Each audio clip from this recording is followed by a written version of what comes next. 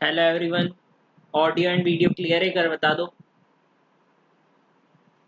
Hello everyone, audio and video. Good afternoon all of you.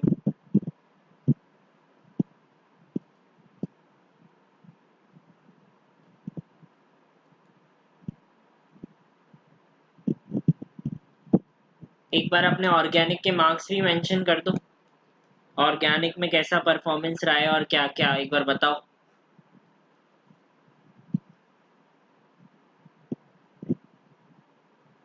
और viral zone video को viral करिए।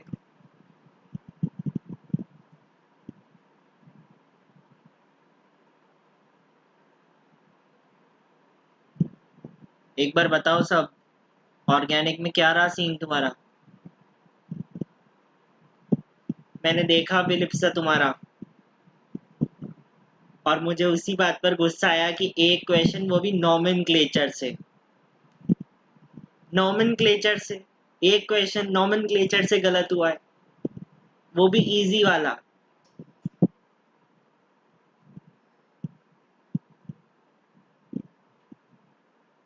प्राची का भी मैंने देखा, प्राची के आई थिंक 2 क्वेश्चंस गलत हैं।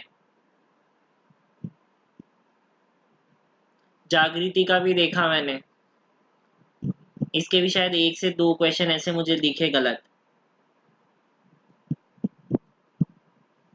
एक तो मैंने देखा कि बहुत सारे बच्चों को उसमें प्रॉब्लम आ रही है, वो जीओसी वाले क्वेश्चन में। मेरे पास है वो क्वेश्चन, रुको। जीओसी का क्वेश्चन था वो, 1 मिनट रुको। हाँ लीजा, तुम्हारे भी 2 गलत है। ये वाला मुझे समझ नहीं आया कि इस वाले में क्या प्रॉब्लम आई तुम्हें।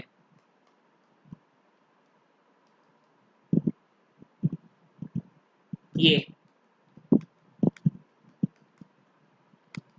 इस वाले में प्रॉब्लम थी बहुत सारों को, ये बहुत सौ के गलत गया है, जबकि ये जाना नहीं चाहिए था तुम्हारे गलत। ये तो बहुत इजी क्वेश्चन था।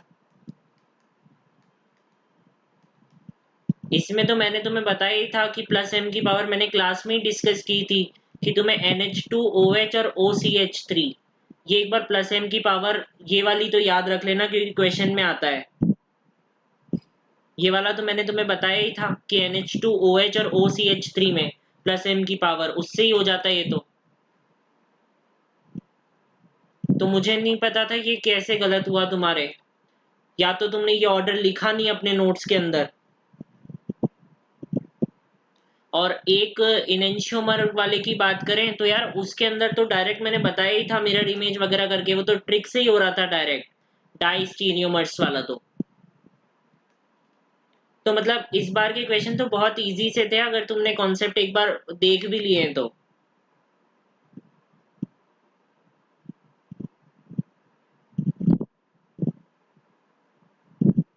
गलत तो नहीं होने चाहिए थे।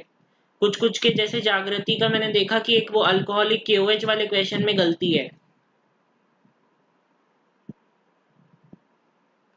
अल्कोहलिक KOH वाले में, तो वो भी गलत नहीं होना चाहिए था। उसमें आपको एक तरह से मेजर प्रोडक्ट बताना था, तो वो तो वैसे ही हो जाता।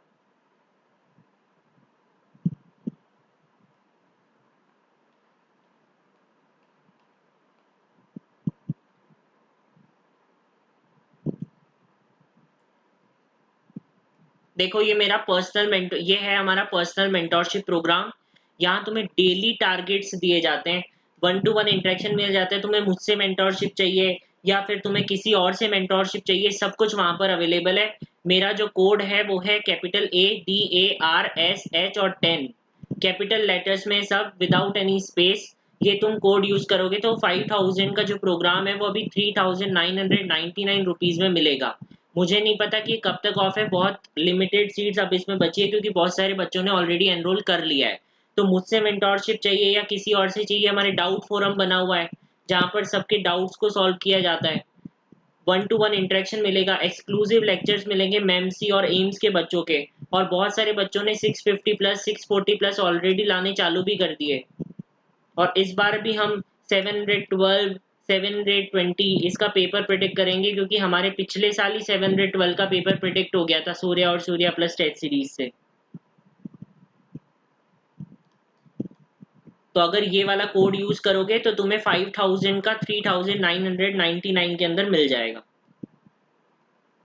चलो आज हम चालू करने वाले हैं एक बार अपना नया चैप्टर जिसका नाम क्या है, अल्कोहल फिनॉल ईथर। सब आ जाओ फटाफट, बहुत सारे बच्चे तो क्लास छोड़ के भी चले गए। और ये चैप्टर बहुत इंपॉर्टेंट है, जिसने ये देख लिया वो अपने 2 से 3 क्वेश्चन नीट में मिस कर दिया क्योंकि इस अकेले चैप्टर से 2-2 3-3 क्वेश्चन बनते हैं। हाँ प्राची, मैंने देखा था तुम्हारा। जैसे बहुत सारे बच्चों को आ रहा है कि एक बार हम नोट्स लिखने बैठते हैं तो वो जो पीडीएफ हमें मिलती है उससे प्रॉब्लम आती है कि हमें वापस लेक्चर देखना पड़ता है और फिर वापस नोट्स। तो या तो तुम ऐसा कर सकते हो कि अब के जो चैप्टर्स आएंगे ना उसमें ये जो नोट्स हैं ये एकदम ऐसे ही तुम्हें एकदम सीरीज वाले के अंदर देखने को मिलेंगे। अब जो नोट्स आएंगे तो तुम्हें इतनी प्रॉब्लम नहीं होगी। और ऐसा करो कि लेक्चर के अंदर तुम स्क्रीनशॉट भी ले सकते हो। जो मैंने वो पर्टिकुलर स्लाइड पढ़ा दी, मैं तुम्हें टाइम दे दूंगा 1 मिनट का, तुम उसके अंदर स्क्रीनशॉट ले लो जहां तुम्हें लग रहा है कि ये वाला थोड़ा मेस्ड अप हो रहा है, तो वो तुम कर सकते हो। और अब जो नोट्स मिलेंगे वो थोड़े सही होंगे। ओके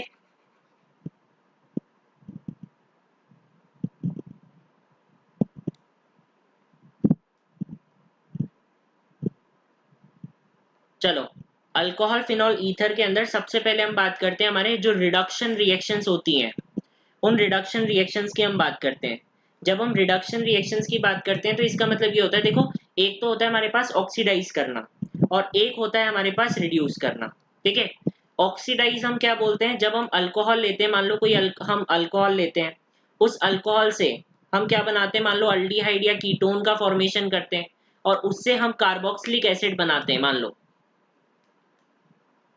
इसको हम क्या बोलते हैं कि अल्कोहल से जब हमने अल्डिहाइड कीटोन वगैरह बनाया तो ये हमारे पास क्या हुई, कौन सी प्रोसेस हमारे पास हुई है, ऑक्सीडेशन की प्रोसेस। कौन सी प्रोसेस हुई है, ऑक्सीडेशन की प्रोसेस। अल्डिहाइड कीटोन वगैरह से जब हमने कार्बोक्सिलिक एसिड बनाया तो इसको भी हम क्या बोलते हैं, ऑक्सीडेशन। तो ये तो होता है हमारे पास ऑक्सीडेशन कि भाई अल्कोहल से जब हम अल्डिहाइड कीटोन वगैरह बना रहे हैं तो ये हमारे पास होगा ऑक्सीडेशन। और जब हम कीटोन अल्डिहाइड कीटोन वगैरह से कार्बोक्सिलिक एसिड बनाएंगे तो ये हमारे पास कैसा हो जाएगा, ऑक्सीडेशन का प्रोसेस हमारे पास हो जाएगा। ठीक है, अब मान लो मैं इसका उल्टा कर रहा हूं।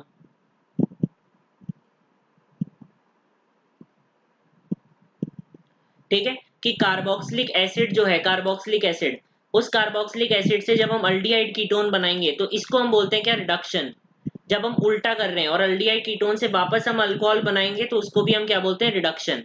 तो एक तो होता है ऑक्सीडेशन और एक होता है हमारे पास रिडक्शन। इतना समझ आया सबको कि किस किस को हम ऑक्सीडेशन बोलते हैं और किस किस को हम रिडक्शन बोलते हैं। ये अब काम आएगा हमारे जब हम ऑक्सीडेशन और रिडक्शन रिएक्शंस पढ़ेंगे। अब समझ में आएगी, एक बार लिख लो सब साइड में।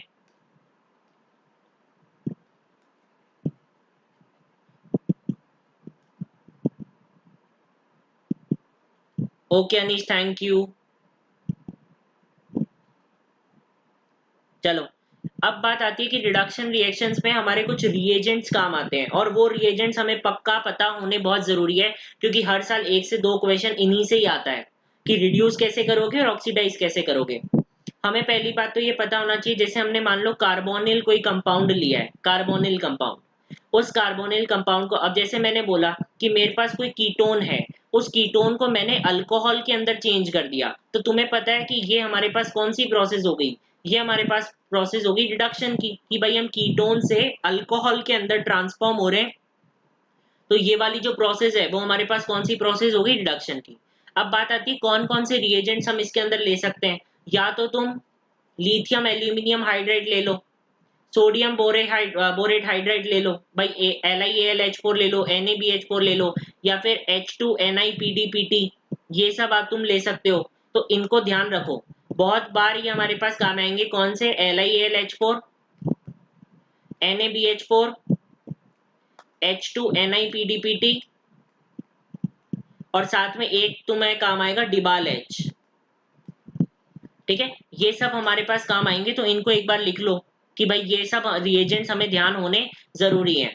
और जो जो मैं लिख रहा हूं ना वही काम आएगा। ऐसा मत कर देना कि डिबाल H इसमें भी काम आ सकता है क्या। जो यहाँ पर लिखे हुए हैं वही कीटोन को हमारे पास इस अल्कोहल के अंदर हमारे पास क्या कर रहे होंगे, चेंज कर रहे होंगे। जैसे मान लो मैंने लिया कार्बोक्सिलिक एसिड, अब एसिड को मैंने अल्कोहल के अंदर चेंज कर दिया, तो ये भी हमारे पास कौन सी प्रोसेस हो गई, ये भी हमारे पास प्रोसेस हो गई रिडक्शन की। यहाँ पर भी हमारे पास क्या हो रहा है, रिडक्शन हो रहा है। ठीक है, ये भी हमारे पास क्या हो गई, प्रोसेस रिडक्शन की हो गई कि कार्बोक्सिलिक एसिड हमारे पास अल्कोहल के अंदर चेंज हो गया।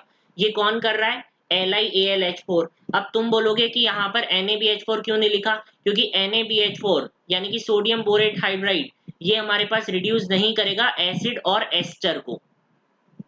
कोई भी अगर एसिडिक ग्रुप आ गया, कोई भी अगर एस्टर का ग्रुप आ गया, तो NaBH4 जो है वो हमारे पास रिड्यूस नहीं करेगा। ये बात याद रखना, इस पर क्वेश्चन भी आ रखा है एक बार एग्जाम में।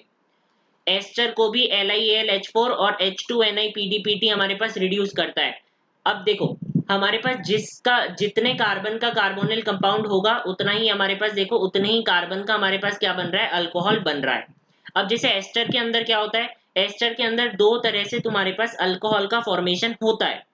जो एस्टर है उस एस्टर के अंदर दो तरह से अल्कोहल का फॉर्मेशन होता है। एक तो ये कार्बोनिल कंपाउंड वाला बना लेगा CH2OH, और एक ये यहां से बॉन्ड टूट करके ROH वाला अल्कोहल का फॉर्मेशन होता है।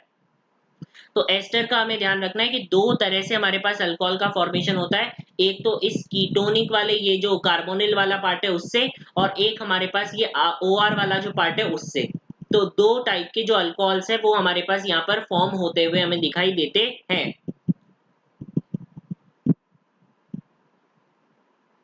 समझ में आई इतनी बात कि कैसे कैसे हम रिड्यूस कर रहे हैं। जैसे ये है एसाइल हैलाइड, एसाइल हैलाइड को भी LiAlH4 और SBH दोनों हमारे पास क्या कर रहा है, रिड्यूस कर रहा है। और जितने कार्बन का हमारे पास एसाइल हैलाइड था उतने ही कार्बन का हमारे पास क्या है, जो अल्कोहल है वो फॉर्म हो रहा है। उतने ही कार्बन का हमारे पास क्या हो रहा है, जो अल्कोहल है वो उतने ही कार्बन का हमारे पास फॉर्म हो रहा है। अब जैसे ये क्वेश्चन मान लो तुमसे एग्जाम में पूछ लिया, वो ऐसे क्वेश्चन दे देता है।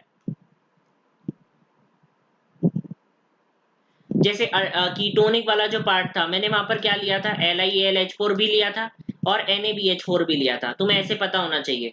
कोई भी अल्डिहाइड वाला पार्ट आ गया तो उसमें भी LiAlH4 और NaBH4 दोनों रिड्यूस कर देंगे।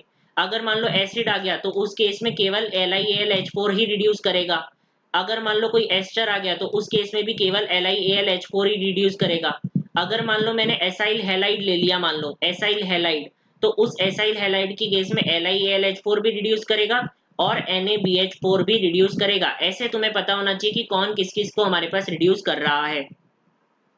अब जैसे अगर ये वाला क्वेश्चन है तो इसके अंदर क्या होगा, अगर मैंने इस ये जो कंपाउंड है उसको LiAlH4 के साथ रिड्यूस करवाया तो मेरे पास क्या बनेगा, देखो यहाँ पर मेरे पास अल्कोहलिक ग्रुप बन जाएगा। भाई कीटोन से, देखो कीटोन से हमारे पास किसका फॉर्मेशन होता है, 2 डिग्री अल्कोहल का, 2 डिग्री अल्कोहल का फॉर्मेशन हमारे पास हो जाता है। अब LiAlH4 ने कीटोनिक वाले पार्ट को तो रिड्यूस कर दिया, साथ में एस्टर भी है। तो LiAlH4 को हमें पता है कि LiAlH4 जो है वो एस्टर को भी रिड्यूस करता है। तो जब ये एस्टर को रिड्यूस कर देगा तो हमारे पास क्या बचेगा, CH2 तो है ही, C डबल बॉन्डो वाला भी CH2OH, ये हमारे पास हो गया। और इधर से ये बॉन्ड टूटा और यहाँ पर CH3OH हमारे पास देखने को मिला। तो दोनों तरह से हमारे पास अल्कोहल का फॉर्मेशन हो गया। इस तरह से हमारे पास क्या होता है, अल्कोहल का फॉर्मेशन हमें दिखाई देता है।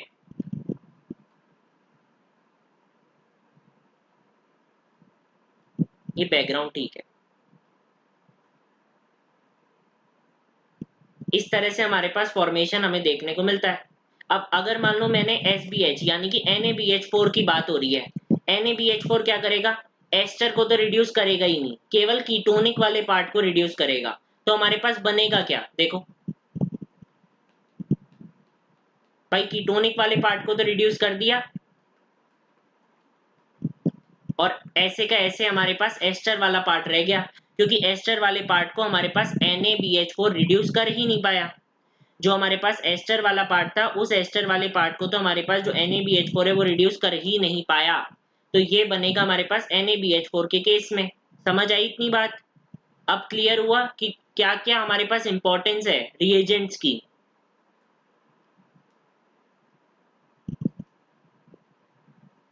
आज ये जो भी मैं लिखवाऊंगा ना, वो चार्ट्स बना के चिपका देना कहीं पर, जहां पर भी तुम पढ़ रहे होगे।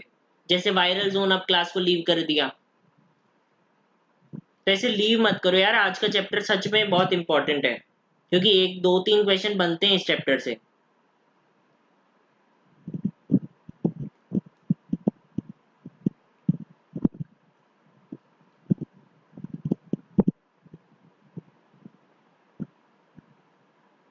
नहीं, नोट्स बनाओ भाई, नोट्स बनाओ।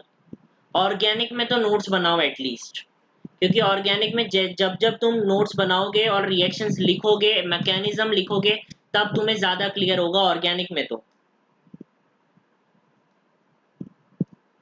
बायो में चाहे तुम एनसीईआरटी में ही लिख सकते हो, लेकिन इसके अंदर तुम्हें नोट्स बनाना बहुत जरूरी है। ऑर्गेनिक में, फिजिक्स में, इनऑर्गेनिक में, फिजिकल केमिस्ट्री में ये चीजें नोट्स बनानी मांगती है। अब जैसे ये LiAlH4 है, मैंने वो तो बता दिया कि भाई कीटोनिक वाले पार्ट को रिड्यूस कर रहा है, अल्डिहाइडिक वाले पार्ट को रिड्यूस कर रहा है, कैसे कैसे हमारे पास रिड्यूस कर रहा है वो तो मैंने बता दिया।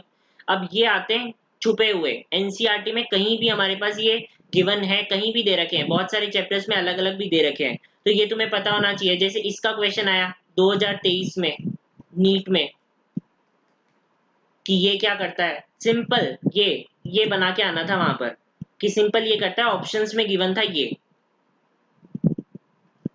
कि R and triple bond C हमें दे रखा है, जैसे इसको रिड्यूस करेगा तो ये हमारे पास क्या बन गया, 2 डिग्री अमीन। 2 डिग्री अमीन का हमारे पास फॉर्मेशन हो गया। अगर मैंने मान लो अमाइड ग्रुप लिया, तो सिंपल अमीन ग्रुप के अंदर कन्वर्ट कर देगा। नाइट्राइल ग्रुप लिया तो RCH2NH2 के अंदर कन्वर्ट कर देगा। RNO2 ग्रुप लिया तो NO2 को NH2 के अंदर चेंज कर देगा। देखो ऑक्सीजन को रिमूव कर दिया, तो ये कैसी प्रोसेस हो गई हमारे पास, रिडक्शन की प्रोसेस। तो आज का तो ये चार्ट्स बना ही देना कि कौन किस किस को कैसे कैसे रिड्यूस कर रहा है। कि जैसे मान लो अमाइडिक ग्रुप किसी ने ले लिया, तो उसको RCH2NH2 के अंदर चेंज कर दिया। किसी ने नाइट्राइल ग्रुप ले लिया तो RCH2NH2 के अंदर चेंज कर दिया। किसी ने मान लो आइसोनाइट्राइल वाला ग्रुप ले लिया तो RNHCH3 यानी कि 2 डिग्री अमीन के अंदर चेंज कर दिया। किसी ने RNO2 ले लिया नाइट्रो ग्रुप, तो वापस RNH2 के अंदर हमारे पास चेंज हो गया।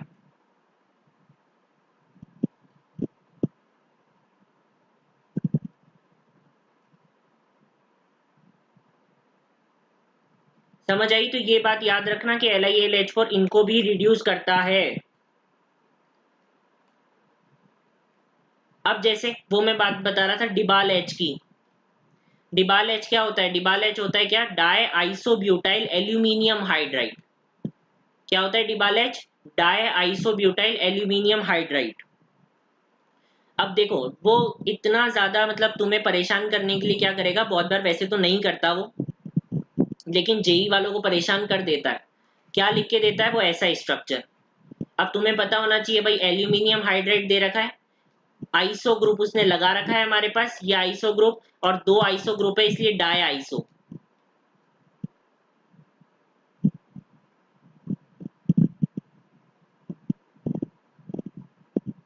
तो ऐसे स्ट्रक्चर देके भी दे सकता है वो, कि भाई डाई आइसोब्यूटाइल एल्यूमिनियम हाइड्राइड। अब बताओ ये क्या करेगा। और डाई आइसोब्यूटाइल एल्यूमिनियम हाइड्राइड का इंपॉर्टेंस तुम्हें समझ आएगा जब तुम अल्डिहाइड कीटोन कार्बोक्सिलिक एसिड भी पढ़ोगे।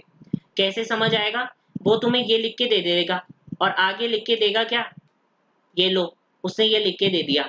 अब तुम्हें क्या करना है, सबके केस में अल्डिहाइड बनाना है। सबके केस में तुम्हें क्या करना है, अल्डिहाइड का फॉर्मेशन कर देना है उसने। और ये चारों याद रखना कि एसाइल हैलाइड को चेंज करेगा, एस्टर को चेंज कर रहा है, नाइट्राइल वाले ग्रुप को चेंज कर रहा है और एसिडिक वाले ग्रुप को चेंज कर रहा है, इनके अलावा चेंज नहीं करेगा। ये 4 ग्रुप प्रेजेंट होंगे तभी ये हमारे पास चेंज कर रहा है।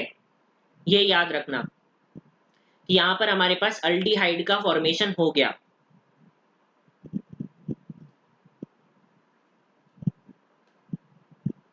क्योंकि एज इट इज लिख कर देता है वो एग्जाम के अंदर, नीट में डायरेक्ट लिख के देगा और तुम्हें अगर याद नहीं होगा तो फिर काम चलेगा ही नहीं। कि एसाइल हैलाइड को हमारे पास वो उसके अंदर, और कार्बन तो सेम ही रहेंगे, जितने कार्बन है उतने कार्बन रहेंगे, कार्बन सेम ही रहेंगे, केवल वो लोचा हमारे पास एस्टर वाले के अंदर आया था वो, बाकी सब में सेम नंबर ऑफ कार्बन ही हमारे पास चल रहा है।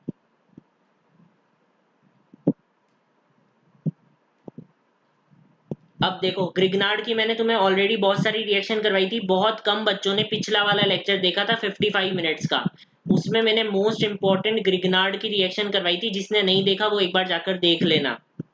और अब कुछ रिएक्शन मैं इस चैप्टर में करवा रहा हूँ ग्रिग्नार्ड की। देखो ग्रिग्नार्ड में क्या होगा समझो, इसके अंदर मैकेनिज्म वैसे भी हमें आता है ग्रिग्नार्ड का, कि मैंने मान लो RMgX को CO2 के साथ रिएक्ट करवाया, ठीक है, RMgX को मैंने किसके साथ रिएक्ट करवाया, CO2 के साथ मैंने रिएक्ट करवाया। मैंने बोला था RMgX में ये क्या होता है हमारे पास, क्या होता है ये हमारे पास, बताओ। R माइनस क्या होता है, बेस और न्यूक्लियोफाइल। वैसे तो ये अधिकतर बेस की तरह काम करता है, लेकिन जब बेस की तरह ना काम कर पाए तो न्यूक्लियोफाइल की तरह काम करेगा। अब यहाँ पर तुम्हें कोई भी एसिडिक प्रोटॉन देखने को मिल रहा है क्या जिससे R माइनस को एक H मिल जाए, तो भाई नहीं देखने को मिल रहा। तो इस केस में ये किसकी तरह काम करेगा, न्यूक्लियोफाइल की तरह काम करेगा। तो R माइनस क्या करेगा, अब ये पार्शियल नेगेटिव और ये पार्शियल पॉजिटिव, तुम्हें भी पता है क्या, नेगेटिव को पॉजिटिव पसंद है, नेगेटिव जाकर के अटैक करेगा। पूरी केमिस्ट्री हमने ऐसी तो पढ़ी है कि नेगेटिव को पॉजिटिव पसंद है। जैसे ही R माइनस जाकर के अटैक करा तो मेरे पास क्या होता है भाई, कि भाई R जाकर के जुड़ गया, डबल बॉन्ड हो इधर जाकर के मेरे पास टूटा, और एक डबल बॉन्ड हो तो मेरे पास बच गया इधर। यही होता है मेरे पास। अब तुम बताओ क्या ये नेगेटिव कमबैक करके बॉन्ड बना सकता है क्या, बताओ। अब तो इतना पढ़ के आए हो ग्रिग्नार्ड को, बताओ क्या ये नेगेटिव कमबैक करके बॉन्ड बना सकता है क्या।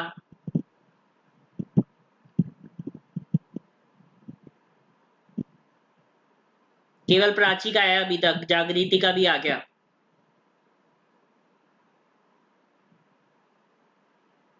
बिल्कुल सही बात है, कमबैक नहीं करेगा क्योंकि यहाँ पर लिविंग ग्रुप नहीं है कोई। There is no living group, जो अच्छा लिविंग ग्रुप हो और वो चुपचाप निकल जाए तो कमबैक नहीं कर सकता। तो बस वही कि कमबैक नहीं कर सकता तो चुपचाप कहीं से भी एसिडिक प्रोटॉन ले लेगा और हमारे पास क्या बनेगा,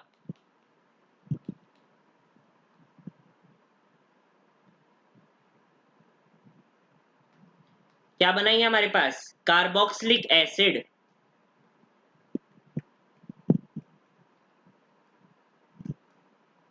कार्बोक्सिलिक एसिड का फॉर्मेशन मेरे पास हो गया।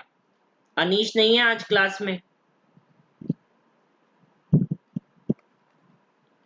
किसका फॉर्मेशन हुआ यहाँ पर, कार्बोक्सिलिक जो एसिड है उसका फॉर्मेशन यहाँ पर हो गया। तो ये हमारे पास ग्रिग्नार्ड की रिएक्शन थी हमारे पास।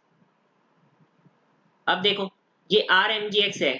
अब इस रिएक्शन में तुम मैकेनिज्म करना चाहो तो कर लो, लेकिन मैकेनिज्म एज सच रिक्वायर्ड नहीं है, और ज्यादा टिपिकल हो जाता है। तो डायरेक्ट हम ये ध्यान रखते हैं कि भाई जब ग्रिग्नार्ड को तुम नाइट्राइल वाले ग्रुप के साथ रिएक्ट करवाओगे तो तुम्हारे पास फॉर्मेशन किसका हो रहा है, मेरे पास कीटोन का फॉर्मेशन हो रहा है। किसका फॉर्मेशन, कीटोन का। और कीटोन में कैसे फॉर्मेशन हो रहा है कि यहाँ पर R डैश तो है, C है, R यहाँ जाकर जुड़ेगा और वो दोनों हमारे पास यहाँ पर जो ग्रुप लगेंगे वो हमारे पास ऐसे कीटोन का फॉर्मेशन कर देंगे।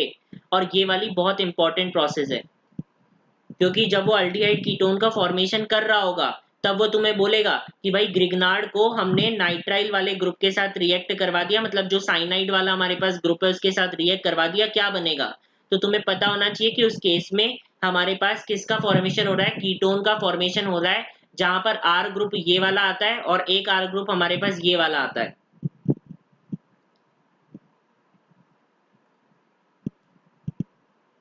समझ में आई इतनी बात।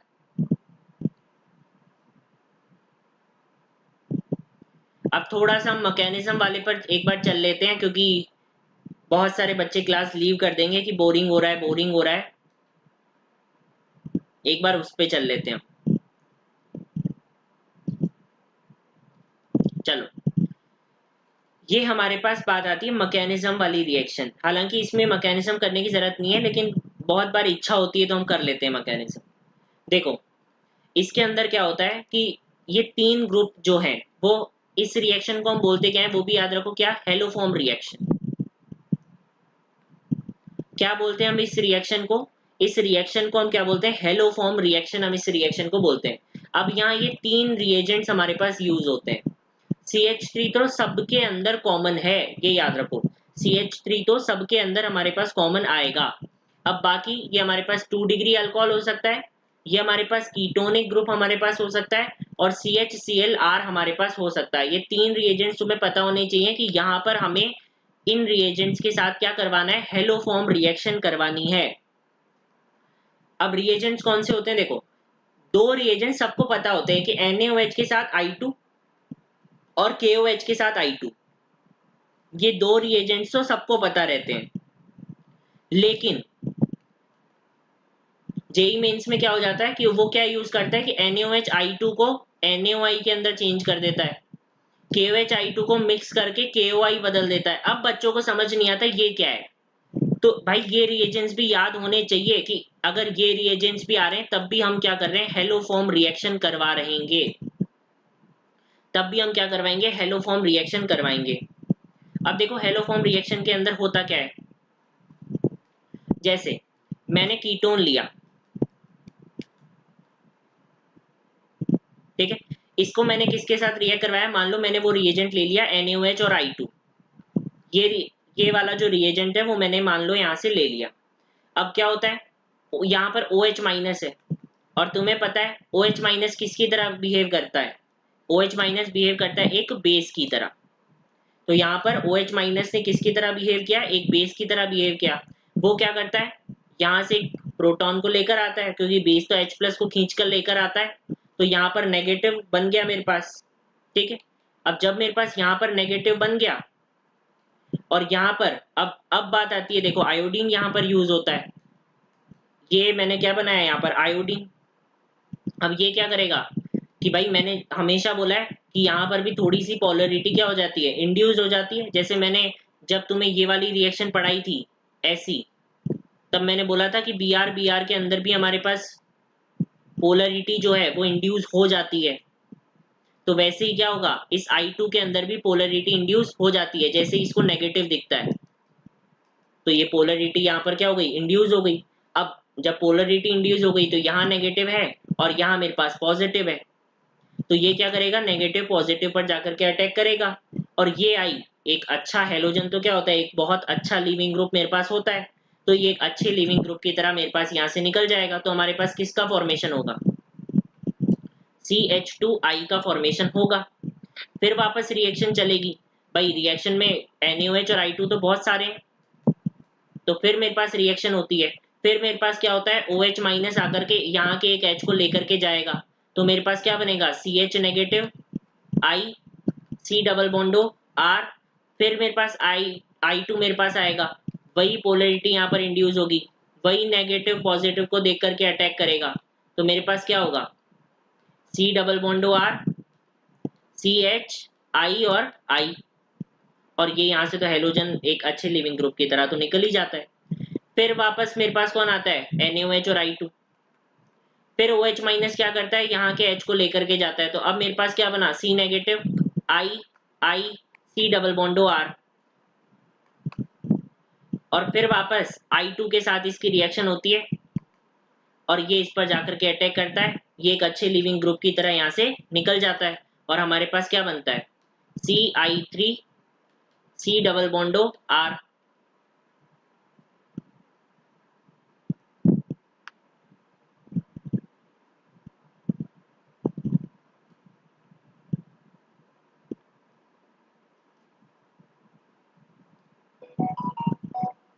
अब मेरे पास क्या होगा? अब वापस मेरे पास NaOH और I2 आता है। अब OH माइनस मेरे पास आता है। OH माइनस ये बोलता है कि भाई हम तो बेस थे, हम तो क्या थे, बेस थे। और बेस का काम तो था कि भाई H प्लस को एक्सट्रैक्ट कर लेना, H प्लस को निकाल लेना। अब यहाँ तो कोई H बचा नहीं मेरे पास। अब ये काम करता है, मैंने तुम्हें बताया भाई, जो चीज जब बेस की तरह काम ना कर पाए तब उसके मन में आता है कि क्यों ना हम न्यूक्लियोफाइल की तरह बिहेव करें। जैसे ग्रिग्नार्ड था, बहुत अच्छा बेस था, लेकिन जहां पर उसको प्रोटॉन नहीं मिलता वहां पर वो किसकी तरह बिहेव करता है, एक न्यूक्लियोफाइल की तरह बिहेव करता है। तो ठीक है, अब ये क्या कर रहा है, एक न्यूक्लियोफाइल की तरह बिहेव करेगा, यहाँ अटैक करेगा। यहाँ पार्शियल पॉजिटिव था और कार्बन पर पार्शियल नेगेटिव था ड्यू टू इलेक्ट्रोनेगेटिविटी डिफरेंस। ये तो हम बहुत बार समझते हैं कि कहाँ पर पार्शियल पॉजिटिव बनेगा और कहाँ पार्शियल नेगेटिव बनेगा। तो इस OH माइनस ने यहाँ पर जाकर के अटैक कर दिया और ये मेरे पास बना। अब मेरे पास क्या होता है, अब ये बोलता है भाई मैं नेगेटिव, मुझे कम बैक करना है, भाई इसको तो कम बैक करना है। ये यहाँ पर कम बैक करता है और ये एक लीविंग ग्रुप की तरह यहाँ से निकल जाता है, Ci3 नेगेटिव बनाकर एक लीविंग ग्रुप की तरह निकल गया। और यहाँ पर मेरे पास क्या बना, एक कार्बोक्सिलिक एसिड बन गया, कार्बोक्सिलिक एसिड। अब ये बोलता है भाई ये तो नेगेटिव, तो ये भी प्रोटॉन को ले सकता है, एक बेस की तरह यहाँ से प्रोटॉन को लेकर के चल जाता है और क्या बनता है, CHI3। और यहाँ पर बनता है RC डबल बॉन्डो O माइनस, यानी कि कार्बोक्सिलिक एसिड की सॉल्ट। बताओ ये मैकेनिज्म समझ आया। वैसे मैकेनिज्म में तो कोई प्रॉब्लम नहीं होगी अब, क्योंकि पॉजिटिव नेगेटिव से ही हम पूरी ऑर्गेनिक को सल्टा रहे हैं और ऑर्गेनिक इसी पर बेस्ड है, कौन किसको प्यार कर रहा है, नेगेटिव पॉजिटिव को प्यार करता है। अब तुम्हें ये देखे घबराहट नहीं होगी कि यहाँ पर मेरे पास ये कार्बोक्सिलिक एसिड की सॉल्ट क्यों बन रही थी, यहाँ पर कार्बोक्सिलिक एसिड की सॉल्ट क्यों बन रही थी, क्यों मेरे पास CHI3 का फॉर्मेशन हो रहा था। अब ये CHI3 को मैंने येलो से क्यों रंगा, क्योंकि ये येलो कलर का होता है। अब क्वेश्चन क्या आता है, ये आयोडोफॉर्म बना है, इसका कलर क्या है, हम बोलेंगे भाई येलो कलर का होता है। आयोडोफॉर्म किस कलर का मेरे पास होगा, तो हम बोल सकते हैं भाई जो आयोडोफॉर्म है वो आयोडोफॉर्म मेरे पास किस कलर का होगा, येलो कलर का मेरे पास होगा। और साथ में कार्बोक्सिलिक एसिड की सॉल्ट होती है।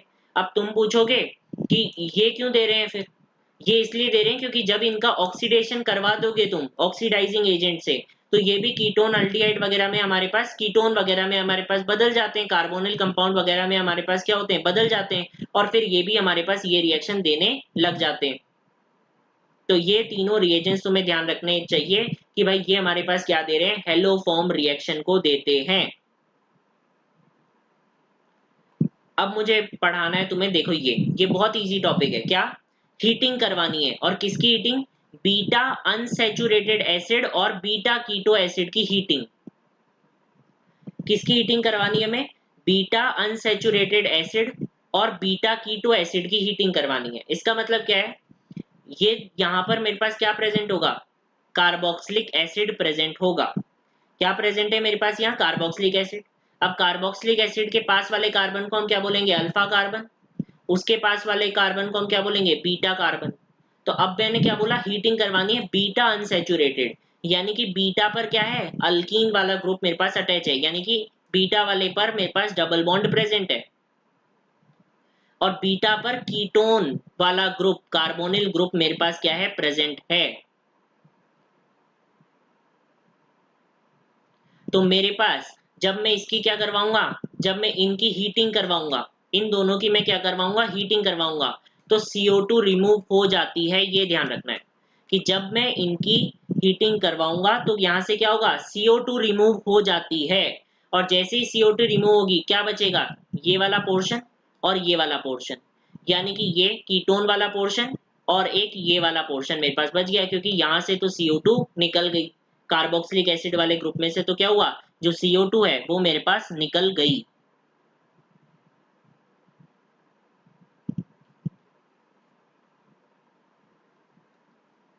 समझ आई ये बात, कि तुम्हें हीटिंग अगर करवानी पड़े बीटा अनसैचुरेटेड एसिड की या फिर जो बीटा कीटो एसिड है उसकी अगर हीटिंग करवानी पड़े तो हम क्या करेंगे, जो CO2 है CO2, उस CO2 को हम क्या कर देंगे, वहां से रिमूवल कर देंगे।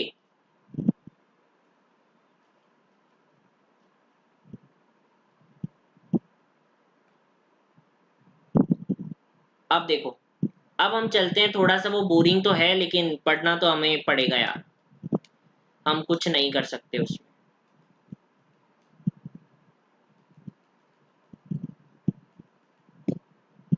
ये पहले हमने रिडक्शन की बात की थी कि हम कार्बोक्सिलिक एसिड से रिड्यूस करके एल्डिहाइड कीटोन पर आ रहे थे, फिर एल्डिहाइड कीटोन से हम रिड्यूस करके किस पर आ रहे थे, अल्कोहल्स में। अब हमें अल्कोहल से ये एल्डिहाइड कीटोन और एसिड बनाना है, यानी कि अब हम बात करेंगे, पहले हम रिडक्शन की बात कर रहे थे, अब हम बात कर रहे थे किसकी, ऑक्सीडेशन की। अब हम बात करेंगे ऑक्सीडेशन की। ऑक्सीडेशन में हमारे पास क्या होगा, देखो ऑक्सीडाइजिंग एजेंट हमारी एनसीईआरटी बोलती है भाई दो टाइप के होते हैं। एक तो माइल्ड, माइल्ड का मतलब होता है कि जो कि थोड़े कम ऑक्सीडाइजिंग एजेंट है, इतने ज्यादा अच्छी ऑक्सीडाइजिंग एजेंट हमारे पास नहीं है। और एक होते हैं हमारे पास स्ट्रॉन्ग ऑक्सीडाइजिंग एजेंट, जो बहुत अच्छे ऑक्सीडाइजिंग एजेंट होते हैं। जैसे ये मान लो हमने क्या लिया, 1 डिग्री अल्कोहल लिया, 1 डिग्री अल्कोहल। अब तुम्हें पता है कि अल्कोहल ऑक्सीडाइज होकर किस में जाएगा, अब ये कीटोन में तो जा नहीं सकता, क्योंकि कीटोन के अंदर जाने के लिए मिनिमम 3 कार्बन तो चाहिए, जब जाके कीटोन में जाएगा। लेकिन यहाँ तो हमारे पास एक R ग्रुप है, एक कार्बन है, और ये यहाँ का कार्बन कहाँ है, यहाँ कोई कार्बन नहीं है, यानी कि यहाँ पर से तो ये किस में जाएगा, अल्डिहाइड के अंदर ही जाएगा। किस में जाएगा, ये मेरे पास अल्डिहाइड के अंदर ही जाएगा। अगर मेरे पास 2 डिग्री अल्कोहल है ऐसा, तब ये मेरे पास किसके अंदर चला जाएगा, कीटोन के अंदर चला जाएगा ऑक्सीडाइज होकर के। और 3 डिग्री वाला तो कोई रिएक्शन नहीं देता। 3 डिग्री अल्कोहल अगर हमें गिवन है तो कोई भी रिएक्शन नहीं देगा ऑक्सीडाइजिंग एजेंट के सामने। 1 डिग्री से हमने क्या बनाया, अल्डिहाइड बना लिया। 2 डिग्री से हमने क्या बनाया, 2 डिग्री से हमने कीटोन बना लिया। अब बात आती है कि ये 1 डिग्री से जो अल्डिहाइड बना है, अब ये क्या कार्बोक्सिलिक एसिड के अंदर चेंज होगा। तो इसके दो केसेस हैं कि आपने माइल्ड ऑक्सीडाइजिंग एजेंट लिया है, यानी कि बहुत कम ऑक्सीडाइज कर पा रहा है, या फिर आपने एक स्ट्रॉन्ग ऑक्सीडाइजिंग एजेंट लिया है जो कि बहुत अच्छा ऑक्सीडाइज कर पा रहा है। जो तो आपने अगर माइल्ड ऑक्सीडाइजिंग एजेंट लिया तो वो कम ऑक्सीडाइज करेगा, वो अल्डिहाइड को अल्डिहाइड के अंदर ही रहने देगा, जो हमारे पास अल्डिहाइड बना है उसको अल्डिहाइड के अंदर ही रहने देगा। लेकिन अगर आपने एक स्ट्रॉन्ग ऑक्सीडाइजिंग एजेंट को यूज करा, किसको यूज करा, हमारे पास अगर स्ट्रॉन्ग ऑक्सीडाइजिंग एजेंट को यूज करा, तो ये बहुत अच्छा ऑक्सीडाइजिंग एजेंट है, अल्डिहाइड को फिर फर्दर कार्बोक्सिलिक एसिड के अंदर चेंज कर देगा। अल्डिहाइड की बात बता रहा हूं मैं। अगर कीटोन हम मेरे पास बना है और यहाँ पर अगर आपने स्ट्रॉन्ग ऑक्सीडाइजिंग एजेंट यूज किया, कुछ नहीं होगा, कीटोन के कीटोन में ही ये चेंज होगा। तो कीटोन के केस में माइल्ड लो चाहे स्ट्रॉन्ग लो, कीटोन कीटोन ही रहेगा। लेकिन अगर अल्डिहाइड के केस में तुमने स्ट्रॉन्ग ले लिया तो वो फर्दर कार्बोक्सिलिक एसिड के अंदर क्या हो जाएगा, ट्रांसफॉर्म हो जाएगा कार्बोक्सिलिक एसिड में। समझ आई इतनी बात।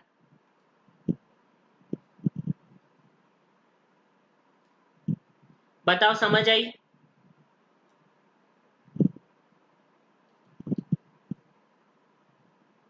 आज बहुत कम बच्चे हैं यार।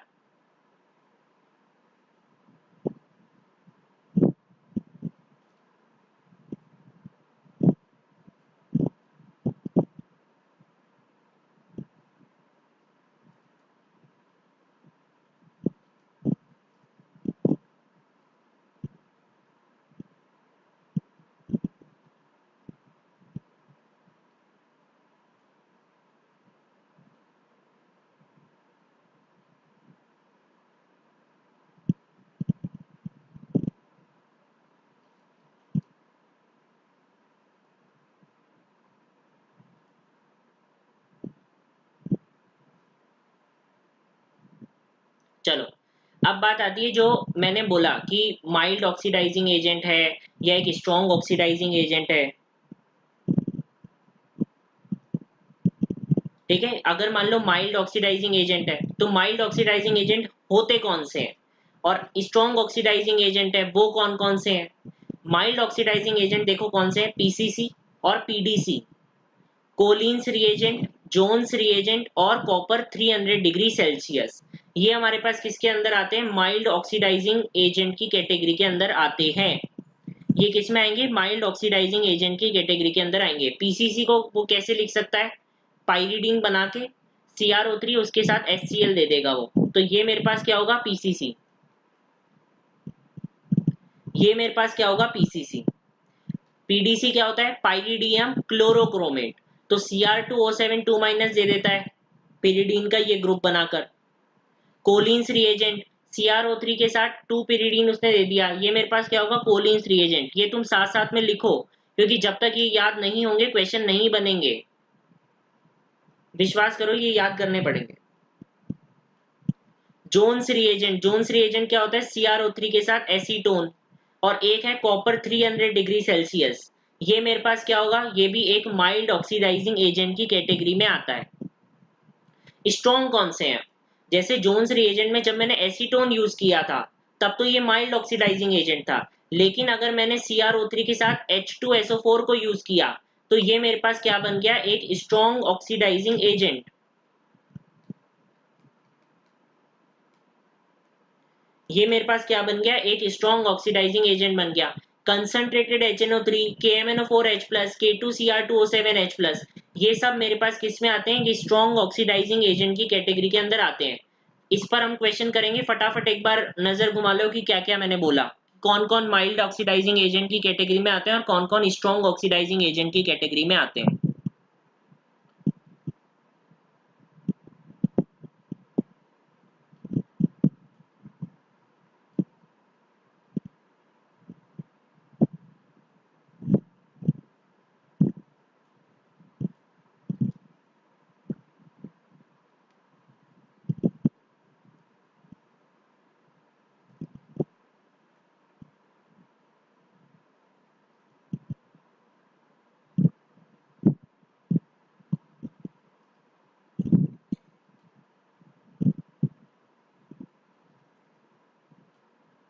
जब सब कर लो तो एक बार बता देना कि कर लिया।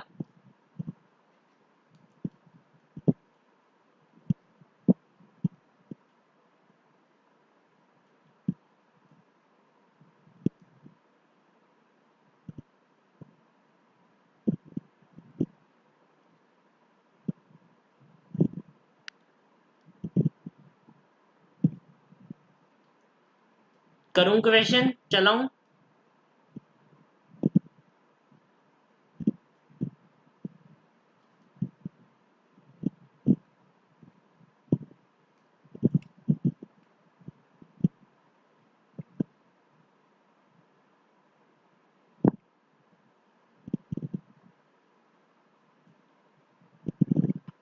ये लो जागृति,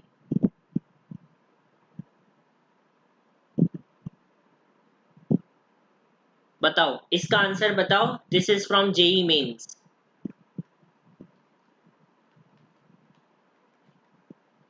अब इतना हार्ड नहीं लगेगा तुम्हें ये क्वेश्चन।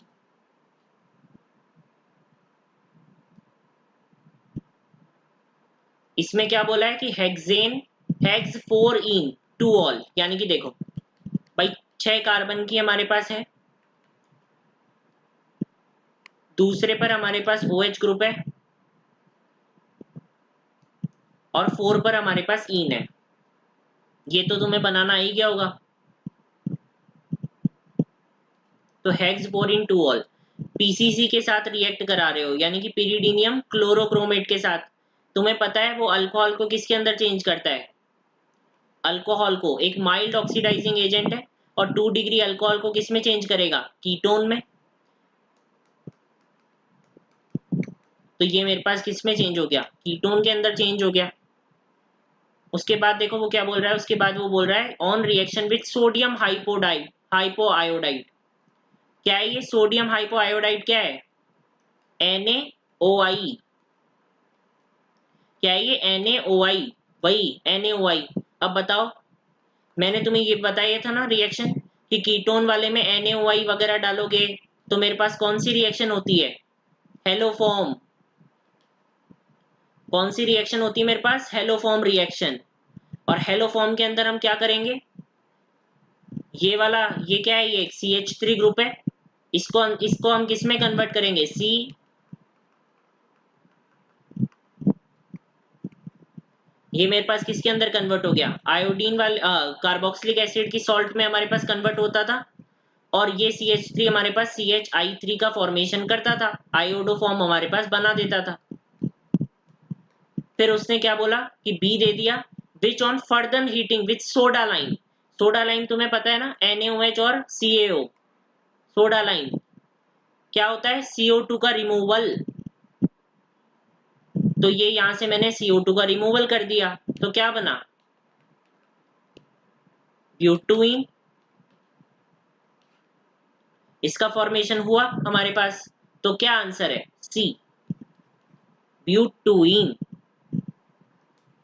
समझ आया कि कैसे इस क्वेश्चन को अप्रोच करना था। तुम्हारे कॉन्सेप्ट क्लियर होने चाहिए, तब इस तरह के क्वेश्चन तुमसे बनेंगे। जब तक तुमने रिएक्शन नहीं पढ़ी, इसलिए मैंने वो तीनों तुम्हें पहले पढ़ाया, वो तीनों इसमें काम आया। अब ऐसे क्वेश्चन आ जाएंगे, मान लो अब इसको किस कैटेगरी में डालोगे तुम, मॉडरेट वाली कैटेगरी में डालोगे ना, मॉडरेट टू हार्ड वाली में। नीट के हिसाब से तो ये मॉडरेट टू हार्ड में ही जाएगा। तो अगर पेपर हम अगले साल सोचे कि हार्ड आएगा, तो ऐसे क्वेश्चन वो डाल सकता है जिसमें 3 रिएजेंट्स यूज हो रहे हैं लैंग्वेज में।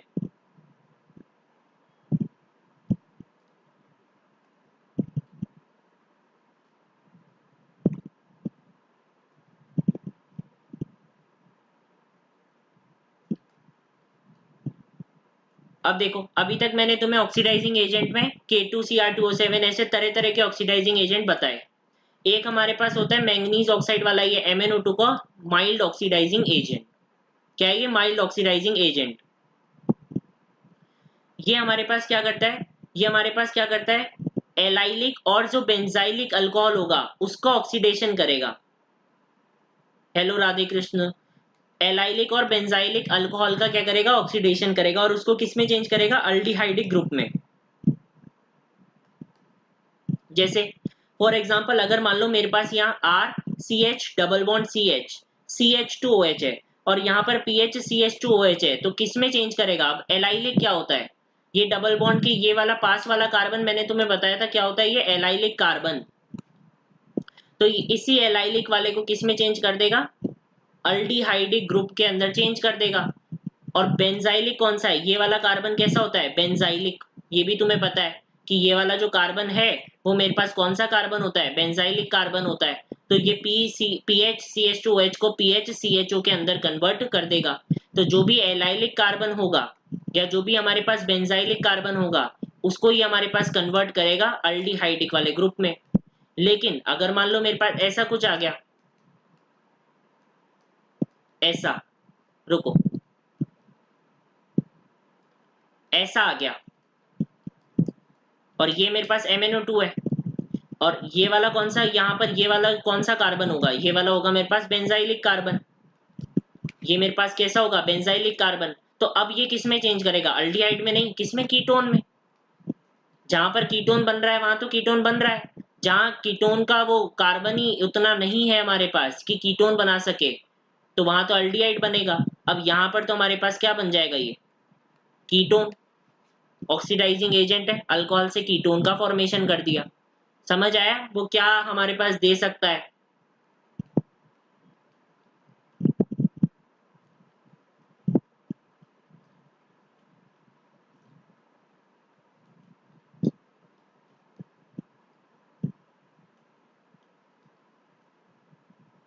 अब देखो, एक ही हमारे पास मान लो अल्कोहल आया, अल्कोहल।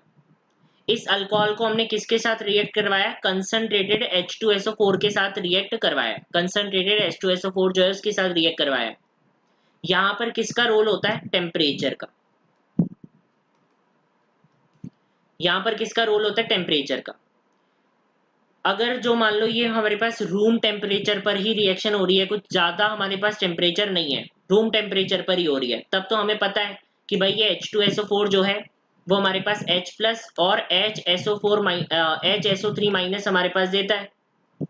और फिर ये जो अल्कोहल का, ये क्या है, लोन पेयर ऑक्सीजन का, ये इस पॉजिटिव पर जाकर के अटैक करेगा। ये वाली तो हमने पिछली क्लास के अंदर ही देखी थी, 55 मिनट्स वाली क्लास में रिएक्शन, कि अब मेरे पास क्या होगा, ये बनेगा मेरे पास, और ये यहां से क्या करेगा, लीव करेगा एक अच्छे लीविंग ग्रुप की तरह। तो मेरे पास किसका फॉर्मेशन हो जाएगा, कार्बोकेटायन का फॉर्मेशन।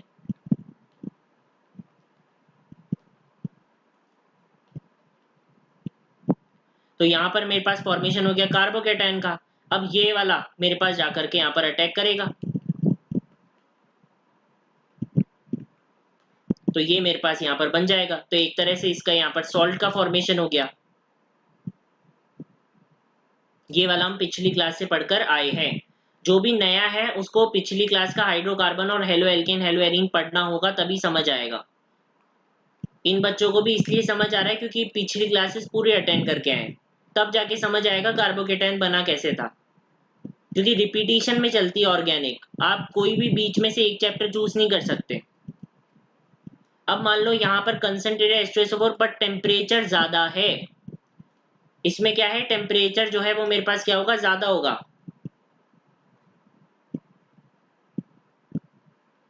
अब जब मेरे पास थोड़ा सा टेम्परेचर ज्यादा है, इतना भी नहीं है कि भाई 170 डिग्री सेल्सियस जैसा बहुत ज्यादा मेरे पास टेम्परेचर है। इसमें मेरे पास क्या होगा कि यहाँ पर ये तो है मेरे पास, तो यहाँ पर क्या होगा, ऐसा एक और आएगा। जैसे यहाँ से तो मेरे पास क्या बनेगा कि वो कार्बोकेटायन जो है वो, एक मिनट रुको, इस वाले केस में किसका फॉर्मेशन होता है, ईथर का। कैसा होता है, ईथर का फॉर्मेशन होता है। ईथर का फॉर्मेशन कैसे होता है, देखो यहाँ मेरे पास ये 2 कार्बन है, तो ऐसे ही एक और मेरे पास मॉलिक्यूल आएगा, और तुमने अगर कंसंट्रेटेड H2SO4 के साथ 140 डिग्री सेल्सियस जैसा टेम्परेचर यूज किया है, तो उस केस में हमारे पास उतने ही कार्बन का ईथर बन जाएगा, क्योंकि 2 मॉलिक्यूल लिए ना हमने ऐसे। तो ऐसे मेरे पास इस ईथर का फॉर्मेशन हो जाएगा। लेकिन अगर मान लो 170 डिग्री सेल्सियस जैसा बहुत हाई टेम्परेचर अगर तुमने ले लिया, तब मेरे पास क्या होगा, तब मेरे पास खुद HSO4 माइनस आएगा, और इस केस में वो हमारे पास एक बेस की तरह रिएक्ट करेगा। यानी कि वही पहले तो कार्बोकेटायन का फॉर्मेशन ही हुआ हमारे पास, कार्बोकेटायन का फॉर्मेशन। जैसे मैंने तुम्हें कंसंट्रेटेड H2SO4 में डिहाइड्रेटिंग वाले आपकी रिएजेंट जो है वो मैंने बताया था कि CCOH2 पॉजिटिव, ये मेरे पास अल्फा हो गया और ये मेरे पास बीटा हो गया। तो वो क्या करेगा, बीटा से हाइड्रोजन को एक्सट्रैक्ट कर लेगा, HSO4 माइनस। जो बीटा है उससे वो क्या कर लेगा, हाइड्रोजन को एक्सट्रैक्ट करेगा, और यहाँ पर मेरे पास अल्कीन बनेगी, और ये मेरे पास क्या होगा, एक लिविंग ग्रुप की तरह तो निकल ही जाएगा। तो इस केस में मेरे पास इस अल्कीन का फॉर्मेशन होता है। तो ये 3 केसेस हैं, और टेम्परेचर पर डिपेंड करता है कि अगर मान लो नॉर्मल टेम्परेचर लिया है, तो उस नॉर्मल टेम्परेचर के केस में तो ऐसी कुछ सॉल्ट हमारे पास देखने को मिलेगी जैसे पिछले क्लास में मैंने बताया था कि कैसे बनती है। और अगर मान लो मैंने 140 डिग्री सेल्सियस जैसा टेम्परेचर लिया, तो इसके अंदर क्या बनेगा, ईथर का फॉर्मेशन मेरे पास होगा। और अगर मान लो मैंने बहुत ज्यादा टेम्परेचर ले लिया, बहुत ज्यादा टेम्परेचर, तो 170 डिग्री सेल्सियस जैसा अगर मान लो मैंने टेम्परेचर ले लिया, तो मेरे पास क्या बन जाएगा, अल्कीन्स का फॉर्मेशन मेरे पास होगा।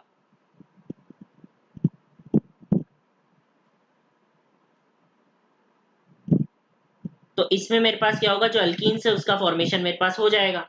समझ आई कि कौन कौन से टेम्परेचर पर क्या क्या मेरे पास हो रहा है। अब ये जो अल्कीन्स है ये मेरे पास एक तरह की क्या होती है, गैस। ये जो अल्कीन्स मेरे पास बन रही है ये मेरे पास क्या होती है, एक तरह की गैस मेरे पास होती है। समझ आया सबको, एक बार लिखो।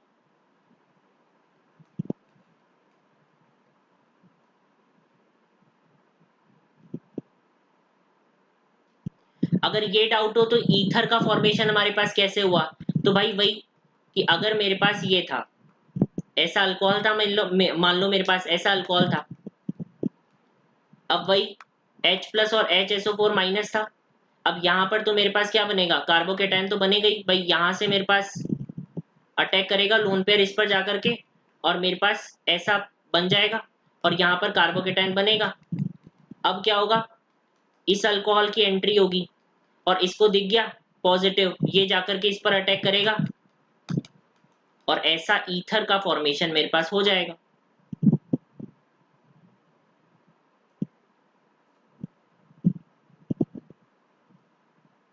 क्रैक कर लिया है मैंने एग्जाम। अब यार रैंक और वो नहीं बता सकता कि कॉलेजेस वगैरह ना, वो नहीं बता सकता मैं।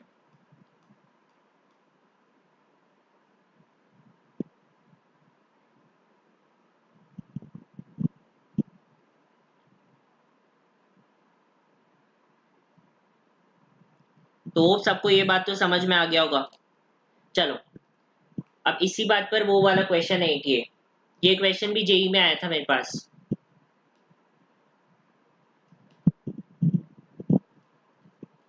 क्या बोल रहा था ये क्वेश्चन कि जब एक इथेनॉल को आप हीट करोगे किसके साथ, कंसंट्रेटेड H2SO4 के साथ। जब आप एक इथेनॉल को मेरे पास हीट करोगे किसके साथ, कंसंट्रेटेड H2SO4 के साथ, एक गैस प्रोड्यूस हो रही है। और जब अब गैस प्रोड्यूस हो रही है तो भाई ऐसा था मेरे पास इथेनॉल। अब अगर गैस प्रोड्यूस हो रही है तो इथीन का फॉर्मेशन जरूर हुआ होगा ऐसा, तभी तो ये गैस प्रोड्यूस हो रही है। फिर इस कंपाउंड को तुमने किसके साथ रिएक्ट करवाया, बेयर्स रिएजेंट। बेयर्स रिएजेंट क्या होता है ये बताओ, बेयर्स रिएजेंट क्या होता है, डाइल्यूट अल्कलाइन KMnO4। ये तुम्हें पता होगा, जो मैंने पिछले चैप्टर्स में पढ़ाया है कि बेयर्स रिएजेंट मेरे पास क्या होता है, डाइल्यूट अल्कलाइन KMnO4। और ये क्या कर रहा था, सिन एडिशन कर रहा था। ये भी मैंने बताया था कि सिन एडिशन मेरे पास करता है, और जैसे ही सिन एडिशन करेगा तो ये मेरे पास क्या बन जाएगा, ये। और इसको हम क्या बोलते हैं, ग्लाइकॉल। तो ऑप्शन में वहां क्या था, ग्लाइकॉल था, तो तुम्हें उसको वहां पर टिक करना था। अगर ऐसा कुछ वो दे देते ये तीनों पे OH, तो ये मेरे पास क्या है, ग्लीसरॉल। तो ये छोटी छोटी टर्म्स तुम्हें आनी चाहिए कि ग्लाइकॉल किसको बोला और ग्लीसरॉल किसको बोला।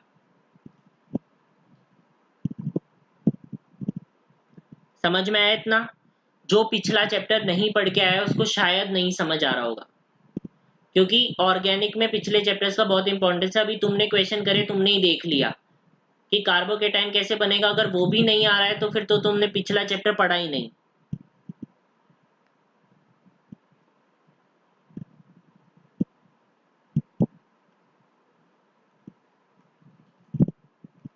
अब मेरे पास जैसे आती है क्या, विलियमसन ईथर सिंथेसिस।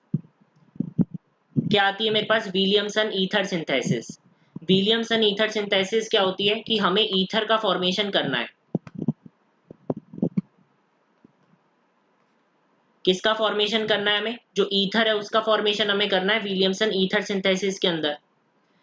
अब विलियमसन ईथर सिंथेसिस किसको फॉलो करती है, SN2 मैकेनिज्म को फॉलो करती है। अब क्यों फॉलो करती है कि ये जो मेरे पास यहाँ पर ऐसी सॉल्ट है, ये जैसे मैंने लिया R-O- Na+ और ये RX। अब तुम्हें पता है यहाँ पर पोलरिटी कैसी है, हेलोजन थोड़ा सा ज्यादा इलेक्ट्रोनेगेटिव होता है, तो वहां पर मेरे पास पार्शियल नेगेटिव चार्ज है, और R ग्रुप पर क्या है, मेरे पास पार्शियल पॉजिटिव चार्ज है। इतना तुम्हें पता है।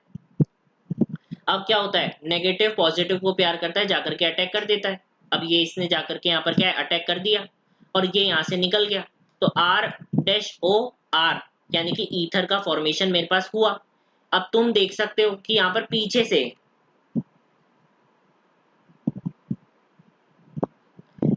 से मेरे पास क्या हो रहा है, अटैक हो रहा है। क्या हो रहा है, बैक साइड अटैक। क्या हो रहा है यहाँ पर, बैक साइड अटैक हो रहा है। और तुम्हें पता है बैक साइड अटैक किसके अंदर होता है, SN2 मैकेनिज्म के अंदर बैक साइड अटैक होता है। इसलिए ही तो यहाँ पर क्या फॉलो हो रहा है, SN2 मैकेनिज्म फॉलो हो रहा है। यहाँ पर क्या फॉलो हो रहा है, SN2 मैकेनिज्म फॉलो हो रहा है। क्यों, क्योंकि बैक साइड अटैक हो रहा है। और अगर मान लो मैंने ऐसा कर दिया होता,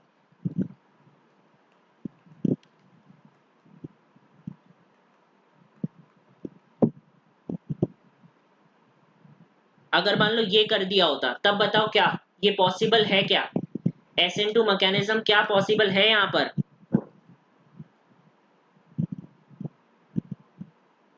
SN2 मैकेनिज्म पॉसिबल है क्या यहाँ पर,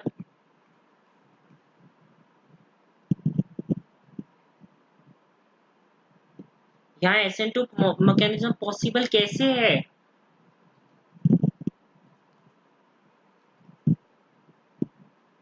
नॉट पॉसिबल। मुझे नहीं पता तुमने जवाब कैसे दिया, पॉसिबल कैसे है यहाँ पर, ये पीछे से अटैक करने कैसे जाएगा। ये खुद इतना ज्यादा इलेक्ट्रॉन्स भरा रिच कंपाउंड है, इसके पास बहुत सारे इलेक्ट्रॉन है, तो रिपल्शन नहीं होगा। इतना ज्यादा बल्की ग्रुप है ये। ऊपर से एक रीजन ये भी तो है मेरे पास कि यहाँ पर क्लोरीन ने पार्शियल डबल बॉन्ड बना रखा है, तो वो इतना जल्दी क्लोरीन एक लीविंग ग्रुप की तरह क्यों जाएगा। रेजोनेंस की वजह से क्लोरीन का एक पार्शियल डबल बॉन्ड भी तो है यहाँ पर, तो वो कैसे जाएगा क्लोरीन यहाँ से हटके। और पहली बात तो ये यहाँ पर आ ही नहीं सकता, रिपल्शन बहुत ज्यादा हो रहा है दोनों के बीच में, तो यहाँ पर SN2 मैकेनिज्म इस केस में नहीं हो पाएगा, तो हमें इसका उल्टा केस करना पड़ेगा।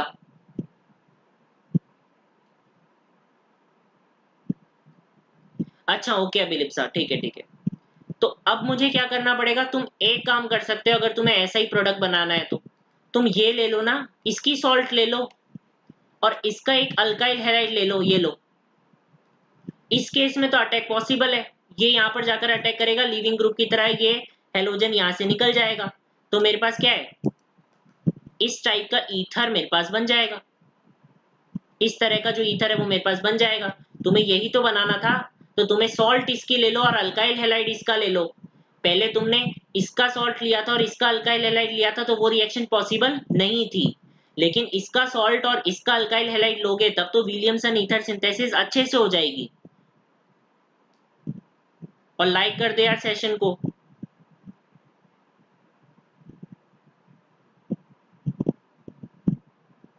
तो ऐसे मेरे पास ये वाला ईथर तो तुम फॉर्म कर सकते हो।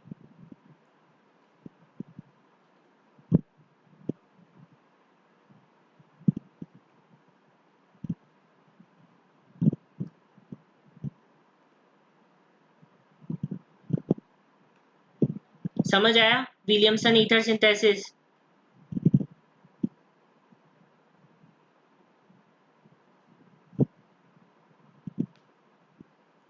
अब हमारे पास टॉपिक आता है हाइड्रोलिसिस करवाना, और हाइड्रोलिसिस हम किसकी करवा रहे हैं, ईथर की। ये चैप्टर्स अब आगे बहुत जल्दी खत्म होंगे, क्यों, क्योंकि हमने ऑलरेडी जो भी चीज मैकेनिज्म पढ़ना था या बल्कि ग्रुप्स रिपल्शन कर रहा है, ये सब हम ऑलरेडी डिटेल में पढ़ के आए हैं, तो अब ये जल्दी होगा। पहले तो हाइड्रोलिसिस ऑफ ईथर के लिए ये 4 पॉइंट्स लेना बहुत जरूरी है। इसको याद करो कि अगर 1 डिग्री होगा तो SN2, 3 डिग्री होगा तो SN1, रेजोनेंस स्टेबलाइज होगा तो भी SN1, और 2 डिग्री अगर है तो रिएजेंट पर डिपेंड करेगा।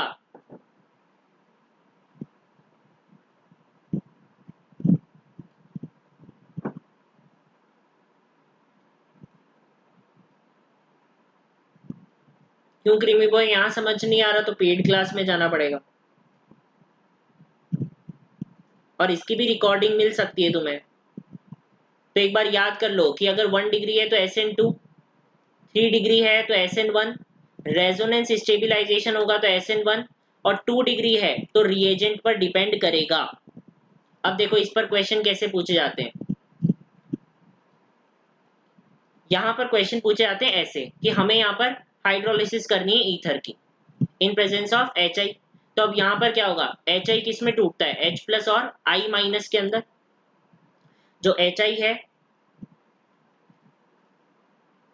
नहीं समझ आ रहा तुम्हें, तो यार फिर तुमने शायद पिछली क्लासेस अटेंड नहीं करी हो। ठीक है, तो H प्लस और I माइनस के अंदर मेरे पास ये टूटा। अब मेरे पास क्या है, ऑक्सीजन का जो लोन पेयर है वो तो इस पॉजिटिव चार्ज को ऑफ कोर्स प्यार करता है, ये तो तुम्हें पता है।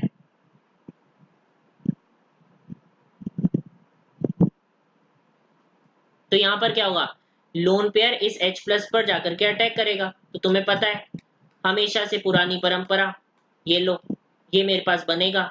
जैसे उसमें मैं OH माइनस को H प्लस के साथ अटैक करवाता था और OH2 पॉजिटिव एक बहुत अच्छे लिविंग ग्रुप की तरह मेरे पास निकल जाता था।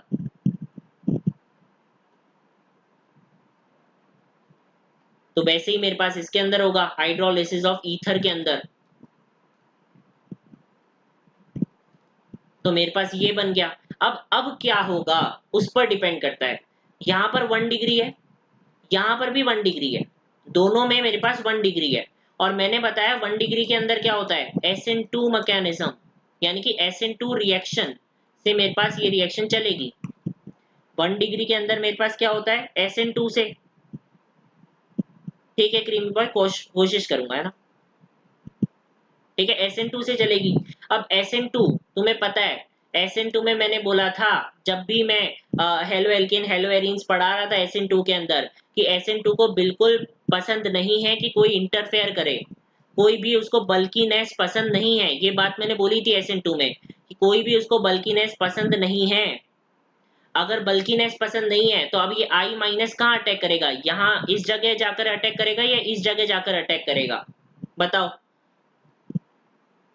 1 और 2 कहाँ पर जाकर अटैक करेगा? SN2 अगर मैकेनिज्म फॉलो हो रहा है तो I माइनस कहाँ जाकर के अटैक करेगा, ये बताओ।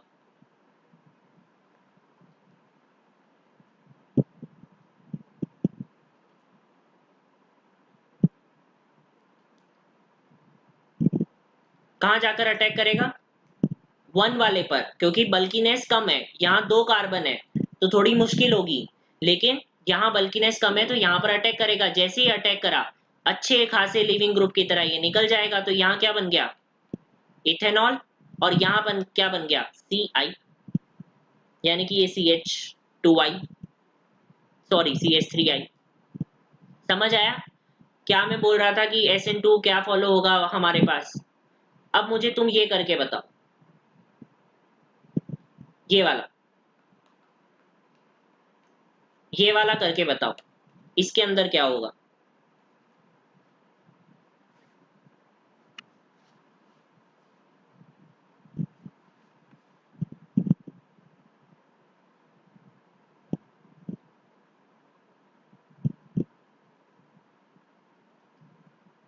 कौन सी रिएक्शन इसके अंदर होगी, पहले तो ये बताओ।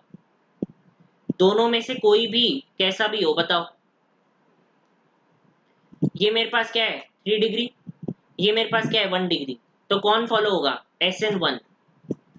अगर 3 डिग्री है तो SN1, 1 डिग्री है तो SN2।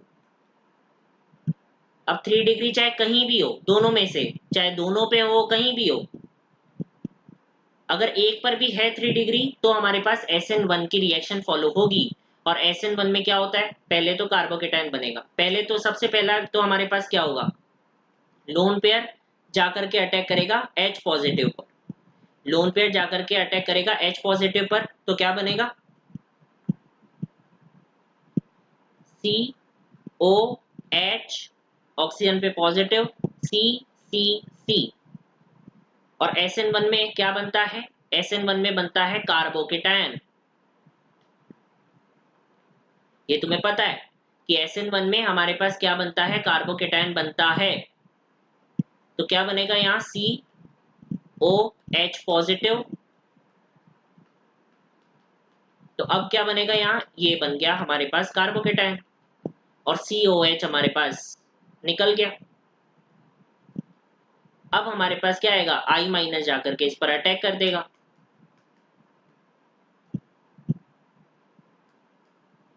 ये मेरे पास बन गया यहाँ पर। समझ आया कैसे मैंने SN1 को फॉलो किया? ये उसी को समझ आएगा जिसने हेलो एल्केन हेलो एरीन पढ़ी है कि भाई SN1 में कार्बोकेटायन बनता है।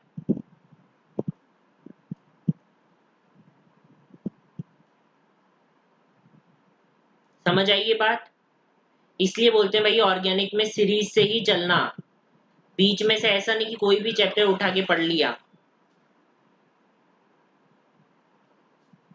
अब बताओ इसके अंदर क्या फॉलो होगा?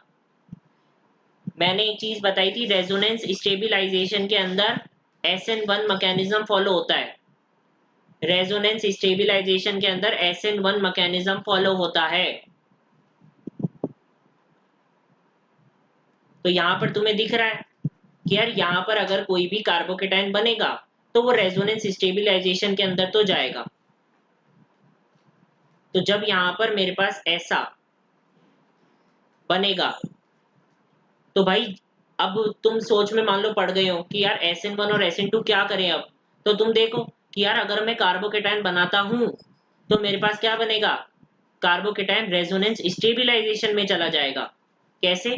कि यार देखो, मैंने जैसे ही कार्बोकेटायन बनाया वो रेजोनेंस स्टेबिलाईजेशन के अंदर चला गया।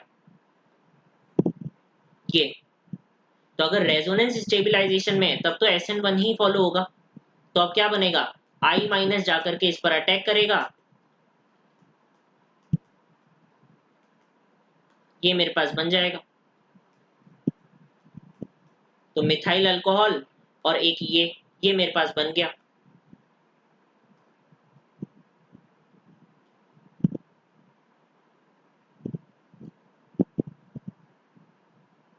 समझ में आई इतनी बात?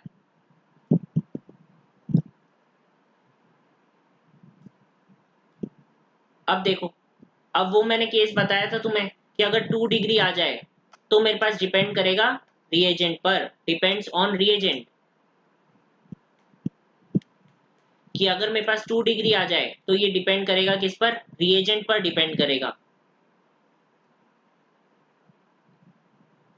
तो रिएजेंट पे अगर डिपेंड करेगा तब मेरे पास क्या होगा, देखो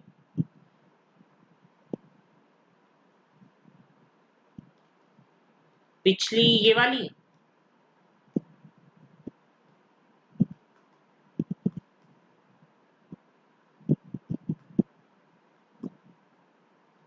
ये लो,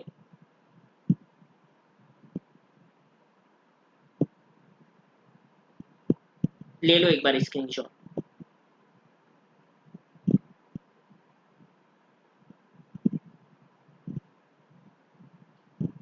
ओके, देखो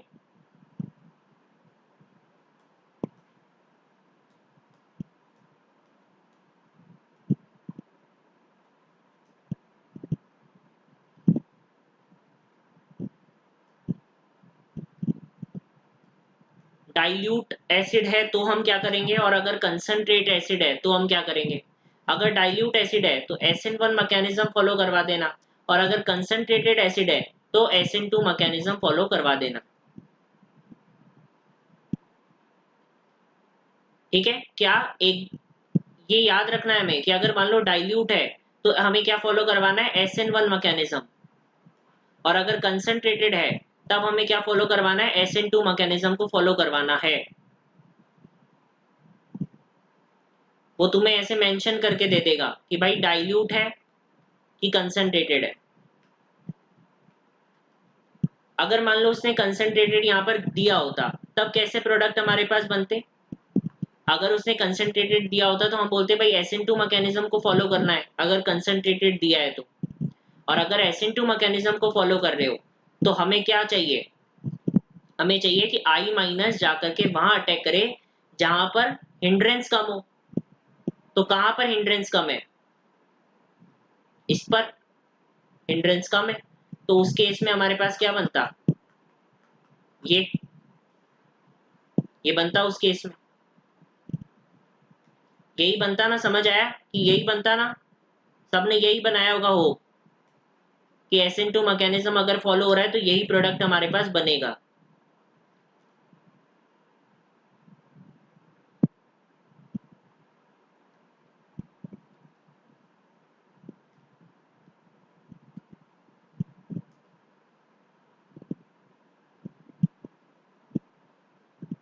अब हम चलते हैं फिनॉल पर कि भाई फिनॉल को हम कैसे बनाएं।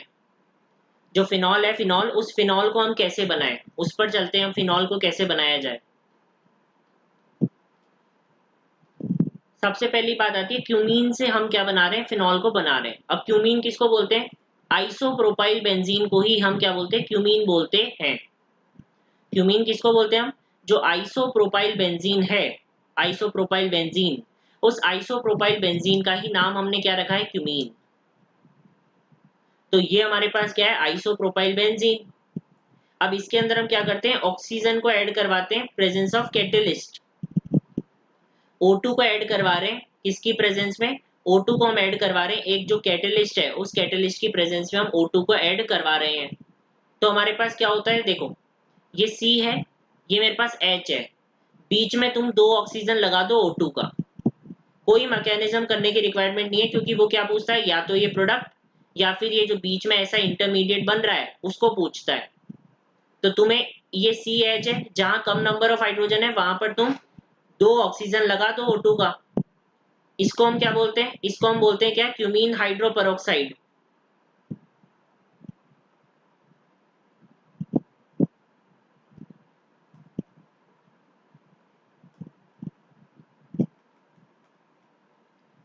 इसको हम क्या बोलते हैं, क्यूमीन हाइड्रोपेरोक्साइड इसको बोलते हैं। उसके बाद क्या होगा, उसके बाद आप H2O और H प्लस यानी कि H3O+ इसके अंदर ऐड करते हो, तो आपके पास क्या होगा, देखो ये बेंजीन इस OH ग्रुप के साथ चली जाएगी और ये जो CH3 और कार्बन है और एक ऑक्सीजन है, ये एसीटोन की फॉर्म में यहाँ से निकल जाएगा। तो यहाँ पर किसका फॉर्मेशन हुआ, एक तो फिनॉल और साइड में क्या मिला हमें, एसीटोन। क्या मिला, एसीटोन, फिनॉल और क्या है, एसीटोन। और यकीन मानो यही पूछेगा इंटरमीडिएट क्या बना, आखिरी में प्रोडक्ट क्या बना। तो उसके लिए हमने ट्रिक लगाई दी कि दो ऑक्सीजन को बीच में हमें लगा देना है और जब H2 और H+ के साथ रिएक्शन करवाओगे तो बेंजीन के साथ जो OH ग्रुप है वो निकल जाएगा और बचा हुआ जो CH3 कार्बन के साथ जो OH हमारे पास ऑक्सीजन अटैच है वो कीटोन की फॉर्म में हमारे पास यहाँ से निकल जाएगा, एसीटोन की फॉर्म में।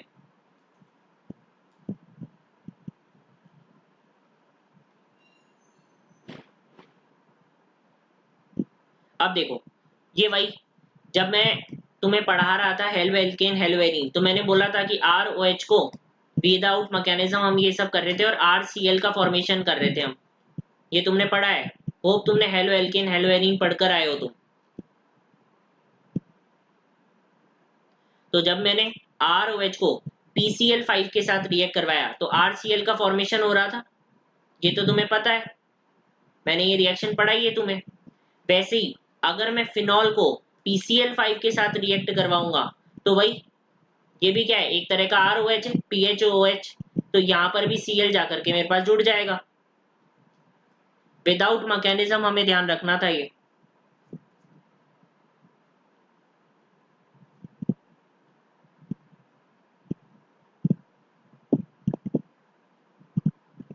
अब देखो एक फिनॉल का टेस्ट आता है, वो न्यूट्रल FeCl3 के साथ रिएक्ट करवाता है। ये हम टेस्ट क्यों करते हैं, ये हम डिफरेंशिएट करने के लिए करते हैं, किसमें, बिटवीन अल्कोहल एंड फिनॉल।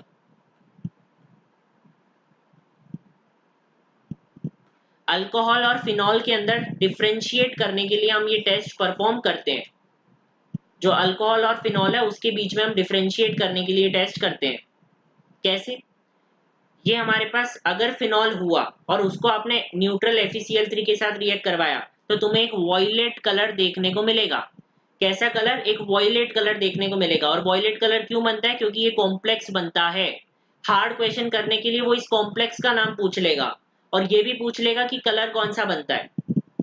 तो तुम्हें दोनों पता होना चाहिए कि ऐसा कॉम्प्लेक्स हमारे पास फॉर्म होता है और साथ ही साथ वॉयलेट कलर का हमारे पास ये कॉम्प्लेक्स बनता है। लेकिन अगर मान लो यहाँ पर इसी केस में फिनॉल नहीं होता और ऐसा कुछ अल्कोहल होता तो ये रिएक्शन नहीं देता, यहाँ कोई भी वॉयलेट कलरेशन हमारे पास नहीं होता।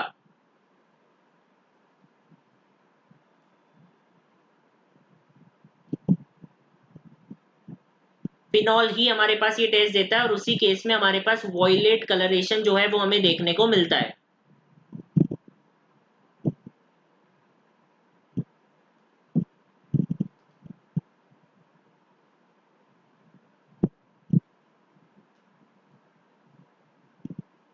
हाँ एक बहुत इंपॉर्टेंट रिएक्शन बच गई ऊपर,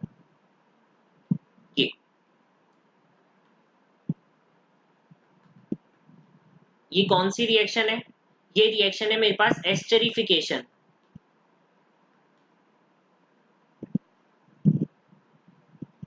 एस्टरिफिकेशन रिएक्शन, एस्टरिफिकेशन रिएक्शन का मतलब क्या है, एस्टर का फॉर्मेशन होना। एस्टरिफिकेशन रिएक्शन का मतलब क्या है, एस्टर का फॉर्मेशन होना।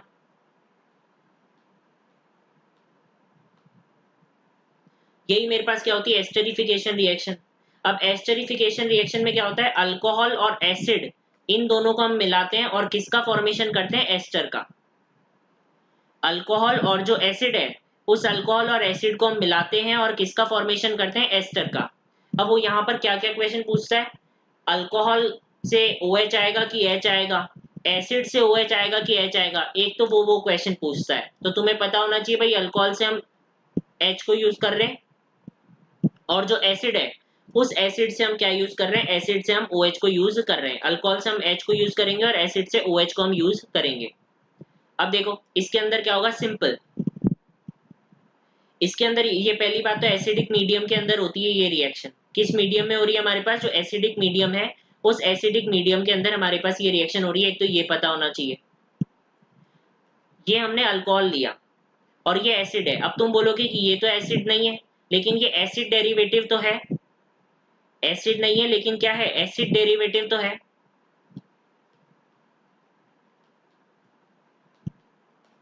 एसिड नहीं है लेकिन एसिड डेरिवेटिव तो है, तो ये भी हमारे पास क्या करेंगे, इस रिएक्शन को देते हैं।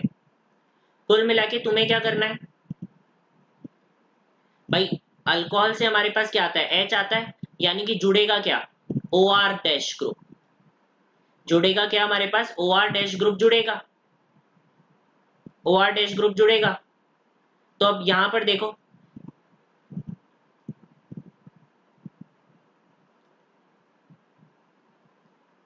इसके अंदर एज सच मैकेनिज्म करने की जरूरत नहीं है। इसमें क्या है कि भाई RC डबल बॉन्डो OH है, एक एसिड है। एसिड क्या देता है, H प्लस देता है, और क्या बनाता है, RC डबल बॉन्डो O माइनस, ये मेरे पास बनाता है वो। और इधर अगर मैं अल्कोहल की बात करूं, R डैश OH की, तो यहां से मेरे पास क्या होगा,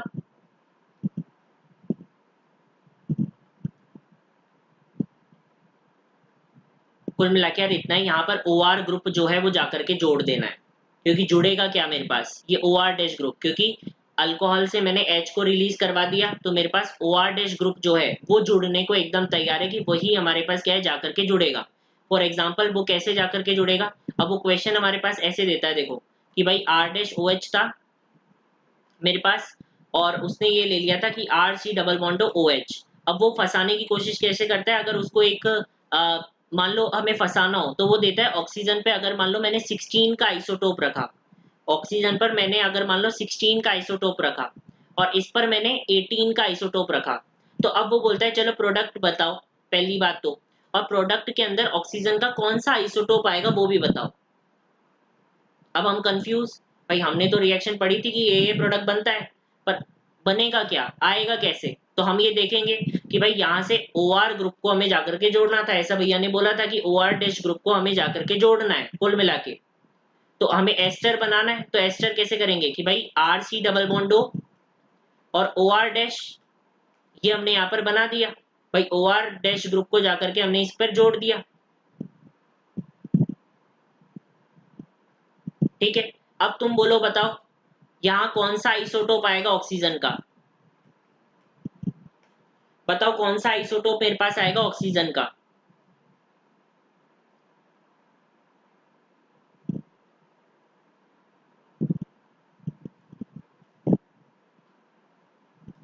बिल्कुल, कौन सा आइसोटोप, 16 वाला आइसोटोप मेरे पास आएगा।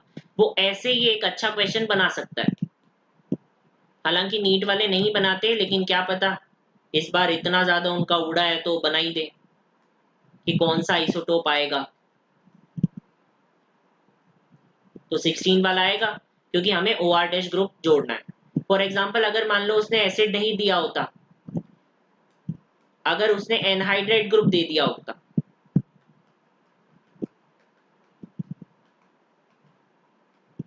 ऐसा एनहाइड्रेट ग्रुप दे दिया होता, तब हम क्या करते, तब भी हम वही करते, R dash C double bond O और इसका OR ग्रुप जाकर के हम जोड़ देते। सिंपल, हमें तो जाकर के ये ग्रुप जाकर के जोड़ देना है, कोई भी हमारे पास ग्रुप हो हमें ये ग्रुप जाकर के जोड़ देना है। जैसे अगर मान लो इसका रिएक्शन हम किसके साथ करवाते, RC डबल बॉन्डो Cl के साथ ये रिएक्शन करवाते, तब हमारे पास क्या होता है, RC double bond O OR dash. Ester का फॉर्मेशन करना है, OR डैश ग्रुप जाकर के लगाना है, और यहाँ से वो अल्कोहल से हमारे पास OR डैश ग्रुप आएगा। तो वो तीन तरह के हमारे पास ऐसे क्वेश्चन पूछ सकता है। तो ये हमारे पास होती है एस्टरिफिकेशन रिएक्शन, कि अल्कोहल प्लस एसिड दोनों मिलकर के हमारे पास क्या देते हैं, एस्टर देते हैं। कहाँ से OR ग्रुप आएगा, कहाँ से कौन सा ग्रुप आएगा, वो मैंने तुम्हें बता दिया। एज सच कोई मैकेनिज्म करने की जरूरत नहीं है। मैकेनिज्म अगर करते हो तो तुम्हारा यही क्वेश्चन बनता है उस मैकेनिज्म में कि कौन सा ग्रुप कहाँ से आया है, वो मैंने तुम्हें बता दिया है। जहाँ मैकेनिज्म करने की जरूरत होगी वो तो हम खुद ही कर लेंगे।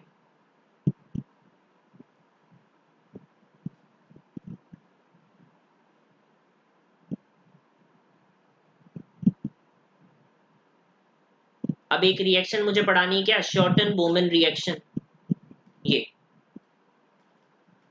कौन सी रिएक्शन है मेरे पास? ये शॉर्टन बोमन रिएक्शन।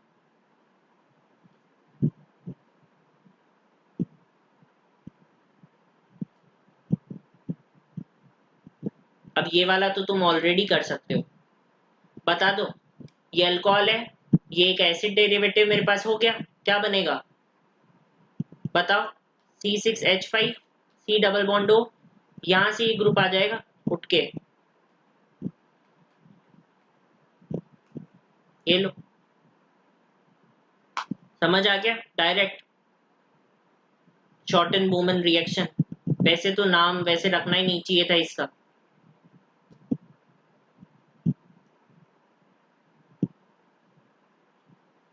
अब जैसे ही मेरे पास मान लो अल्कोहलिक ग्रुप है, सॉरी फिनॉल है, क्या है मेरे पास? ये फिनॉल है। तुम्हें पता है जीओसी के अंदर हम कंप्लीट पढ़ के आए कि ये मेरे पास क्या है? Ortho para directing group, plus M show करता है ना, तो प्लस एम ग्रुप मेरे पास कैसे होंगे? Ortho para directing. जो प्लस एम ग्रुप है वो प्लस एम ग्रुप हमारे पास क्या शो करते हैं? ऑर्थो पैरा डायरेक्टिंग ग्रुप होते हैं वो हमारे पास प्लस एम वाले। तो जब अगर मैं Br2 को एक पोलर सॉल्वेंट नहीं लेता, मैं क्या लेता हूं? एक नॉन पोलर सॉल्वेंट, तो उस केस में ब्रोमीन कहां जुड़ेगा? ऑर्थो पर और पैरा पर। कहां पर जुड़ेगा? ऑर्थो पोजीशन पर जुड़ेगा।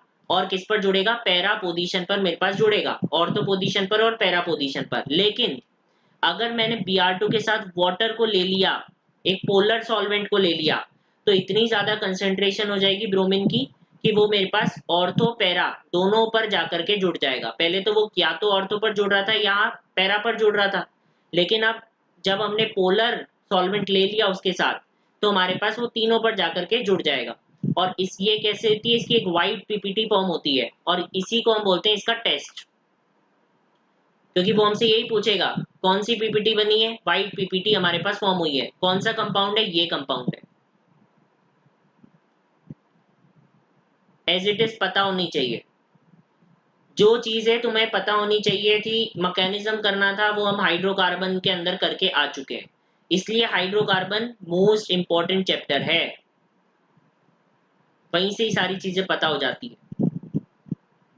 इसलिए शुरुआत के चैप्टर करने में थोड़ा टाइम लगता है, तुम्हें भी पता होगा 3-3 4-4 लेक्चर लग रहे थे, लेकिन अगर वो कर लोगे तो ये तो आराम से हो जाएगा। जैसे यहाँ पर ये फिनॉल है, हमने क्या लिया? डाइल्यूट HNO3 ले लिया, डाइल्यूट HNO3 ले लिया 5 से 10 डिग्री सेल्सियस के टेम्परेचर में। यहाँ पर भी वही डाइल्यूट HNO3 में इलेक्ट्रोफाइल क्या होता है बताओ? इलेक्ट्रोफाइल मैंने बताया क्या? NO2 प्लस, NO2 पॉजिटिव, यही होता है कि इलेक्ट्रोफाइल। सबको पता होगा NO2 पॉजिटिव क्या है? मेरे पास एक इलेक्ट्रोफाइल होता है, और ये एक प्लस एम डायरेक्टिंग ग्रुप है। तो यहाँ पर ऑर्थो पोजीशन पर NO2 जुड़ जाएगा, और किस पर जुड़ जाएगा? पैरा पोजीशन पर जाकर के जुड़ जाएगा। अब बात आती है, मैंने तुम्हें बताया था हाइड्रोकार्बन वाले में कि अधिकतर मेरे पास पैरा मेजर होता है, अधिकतर मेरे पास पैरा मेजर होता है, लेकिन मैंने एक कंडीशन बताई थी तुम्हें कि कब मेरे पास ऑर्थो वाला भी मेजर हो सकता है, वो बताओ। अगर वो बताओगे तब मैं मानूंगा कि भाई तुमने हाइड्रोकार्बन अच्छे से पढ़ा है। कब मेरे पास ऑर्थो वाला प्रोडक्ट मेजर होता है, ये बताओ।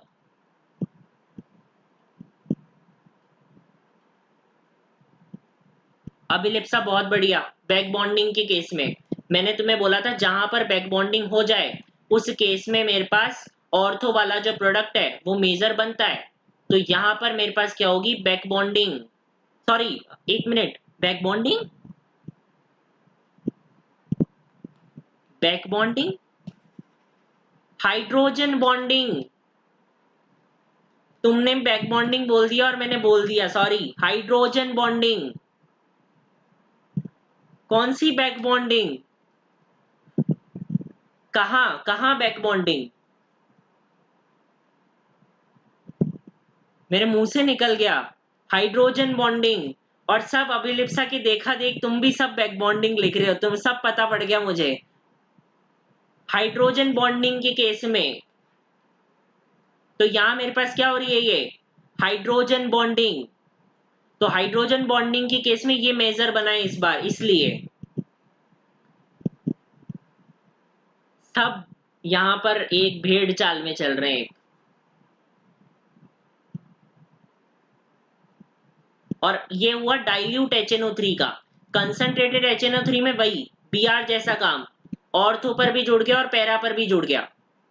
कहां पर जुड़ा, ऑर्थो पर भी जुड़ गया और पैरा पर भी जुड़ गया। तो ध्यान रखना कि Br2 में हमारे पास अगर हमने एक नॉन पोलर सॉल्वेंट अगर लिया है तो वो या तो ऑर्थो पर जुड़ेगा या हमारे पास पैरा पर जुड़ेगा। ठीक है, अगर मान लो पोलर सॉल्वेंट ले लिया होता है जैसे वाटर है तो ऑर्थो पैरा दोनों पर जाकर जुड़ जाएगा। वैसे ही अगर हमने डाइल्यूट HNO3 ले लिया तो हमारे पास या तो ऑर्थो पर जुड़ेगा या पैरा पर जुड़ेगा। अगर हमने कंसंट्रेटेड HNO3 ले लिया तो ऑर्थो पैरा सब पर जाकर के जुड़ जाएगा। समझ आया, ऑर्थो पैरा सब पर जाकर के जुड़ जाएगा। यार तुम सब गजब हो यार, मतलब भेड़ चाल में क्या सबने बैक बॉन्डिंग। तुम्हें बैक बॉन्डिंग पढ़ाई तो है मैंने, बैक बॉन्डिंग क्या होती है, कि यहाँ पर ऑक्सीजन का लोन पेयर है, यहाँ कोई कार्बोकेटाइन होगा डायरेक्टली इसमें इसके डब्बे में जाकर के दे देगा। ये थी बैक बॉन्डिंग। हाइड्रोजन बॉन्डिंग को बैक बॉन्डिंग से कैसे रिप्लेस कर सकते हो।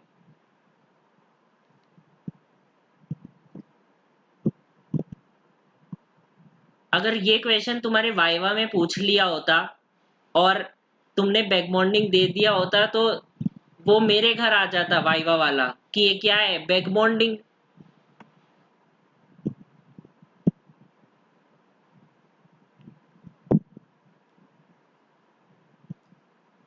अब हम पढ़ रहे हैं क्या, रीमन टीमन रिएक्शन। अब जो भी हम रिएक्शन पढ़ेंगे आगे उसमें मैकेनिज्म जरूरी हालांकि इतना नहीं है, क्योंकि उसमें मैकेनिज्म में बस एक चीज याद रखनी होती है, फिर भी हम करेंगे क्योंकि अब मुझे पता है कि तुम बोर हो चुके होंगे कि ये भैया कब से पिछले चैप्टर में ये पढ़ रहा था, पिछले चैप्टर में ये पढ़ा था। तो यही बोल रहे हैं, तो अब कुछ नया पढ़ते हैं जो इस चैप्टर में है कि फिनॉल को। अब रीमन टीमन रिएक्शन में क्या होता है, फिनॉल को हम किसके साथ रिएक्ट करते हैं, CHCl3 और NaOH एक्वस के साथ रिएक्ट करते हैं। यार मैं खुद ही पढ़ा देता हूँ, मुझे ही मजा आता है मैकेनिज्म करने में, सॉरी। फिनॉल के साथ हमने फिनॉल को हमने किसके साथ रिएक्ट किया, CHCl3 और एक्वस NaOH के साथ रिएक्ट किया हमने। ठीक है, CHCl3 और एक्वस NaOH के साथ। यहाँ पर क्या होता है, पहली बात तो ये OH माइनस किसकी तरह बिहेव करेगा, OH माइनस किसकी तरह बिहेव करेगा, OH माइनस एक बेस की तरह बिहेव करेगा। और बेस क्या करता है, H प्लस को लेकर आता है। बेस क्या करता है, H प्लस को लेकर आता है। तो अब क्या होगा, ये मेरे पास फिनॉल है, OH माइनस आया, H प्लस को लेकर के आ गया, तो ये मेरे पास O नेगेटिव मेरे पास बन गया। समझ आया, O नेगेटिव मेरे पास बन गया। अब यहाँ पर क्या होता है, रेजोनेंस। जैसे ही रेजोनेंस होगा, कैसे देखो,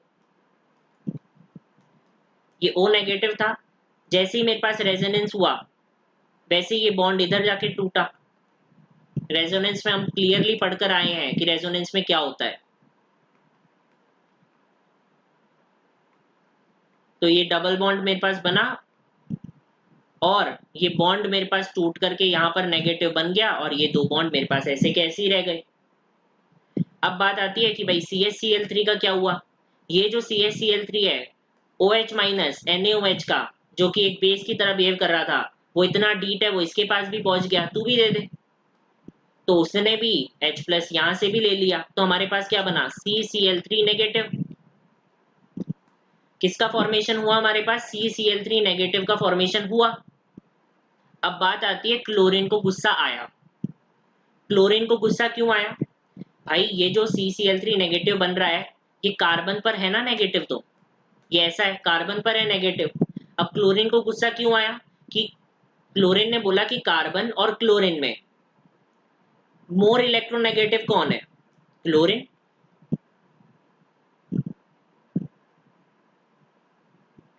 कार्बन और क्लोरीन में कौन ज्यादा इलेक्ट्रोनेगेटिव है, क्लोरीन।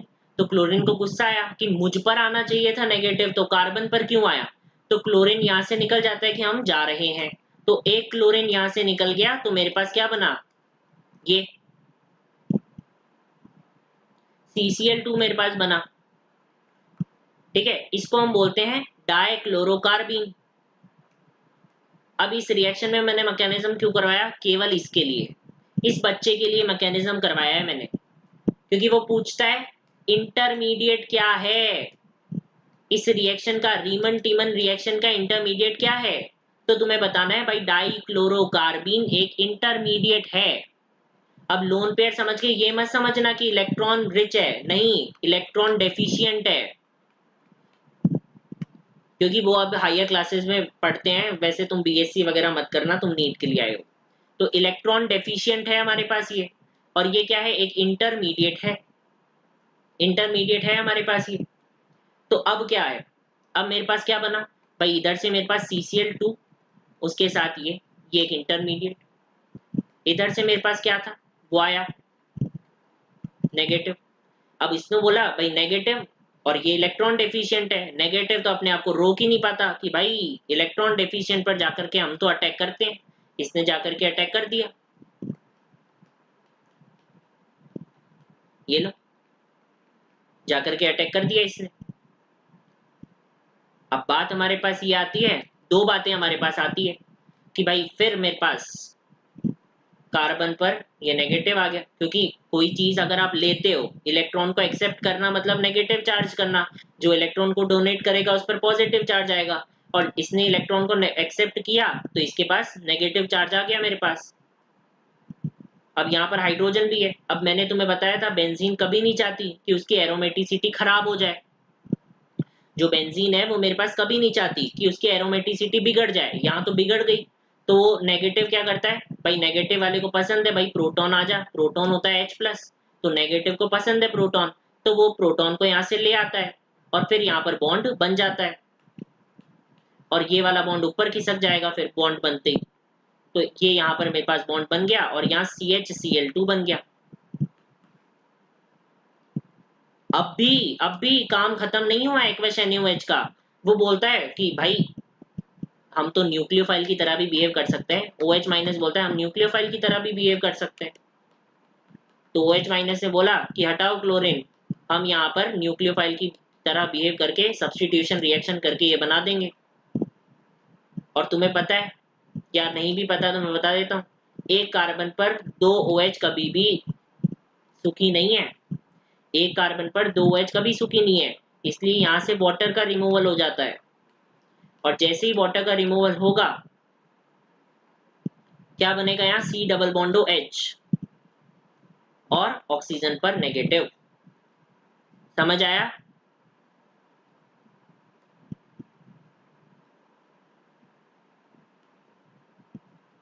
समझ आया वो मैकेनिज्म?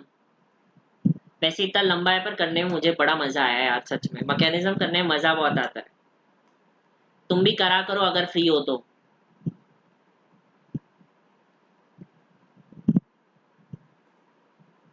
स्क्रीनशॉट लेना है तो ले लो, ट्राई करा करो मैकेनिज्म, जब आराम से होता है ना मैकेनिज्म तो मजा आता है। अब यहाँ पर भी क्या है, ये वाला प्रोडक्ट मेजर बन रहा है, क्यों, हाइड्रोजन बॉन्डिंग, हाइड्रोजन बॉन्डिंग हो रही है। क्या है, हाइड्रोजन बॉन्डिंग हो रही है। वैसे तुम्हारे पास एक सवाल तो नहीं आएगा, फिर मैं बता देता हूँ, अगर NaOH की जगह तुमने इसी रिएक्शन में अगर मान लो KOH यूज कर लिया होता तो फिर पैरा प्रोडक्ट बन जाता, ये वाला, ये पैरा प्रोडक्ट, वो तुम्हारे सिलेबस में नहीं है तो इसको हटा ही दो यहाँ से, तुम तो इतना ध्यान रखो बस। इसको हम क्या बोलते हैं,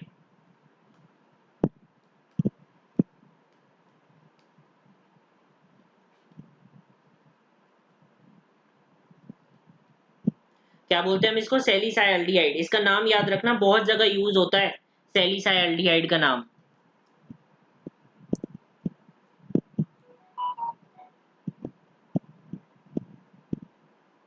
बताओ कोई प्रॉब्लम है इसमें या आगे चलें आगे वाली रिएक्शन में भी?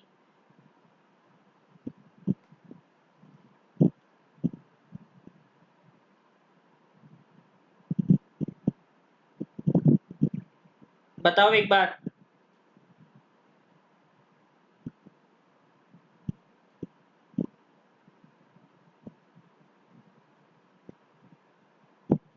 चले आगे।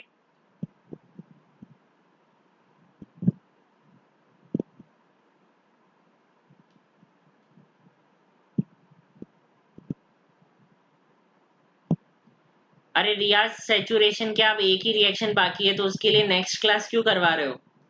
एक ही बाकी है, ये चैप्टर ही खल्लास है।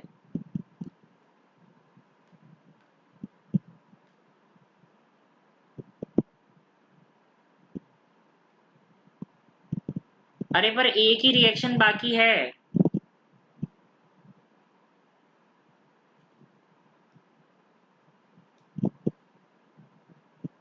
अब देखो, तुमने पहले क्या लिया था? NaOH और CHCl3 ये लिया था तुमने।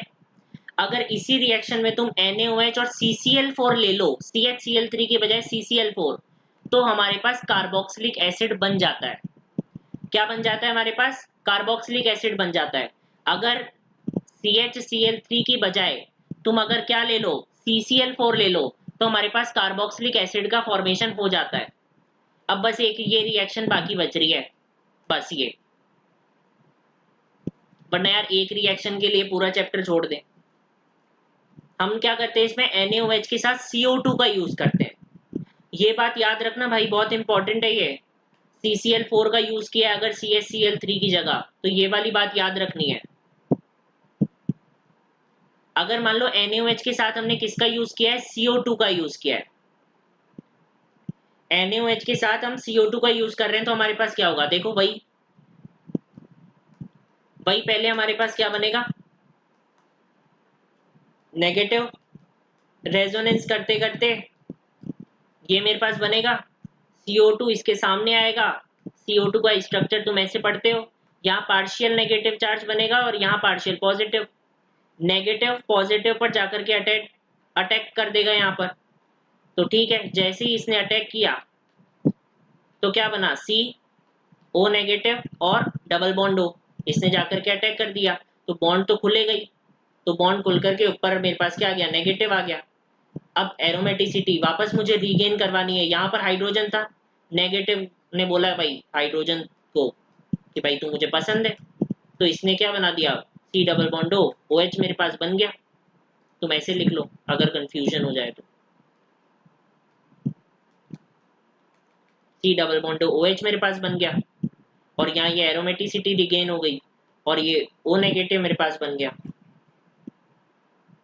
तो ये मेरे पास क्या बना?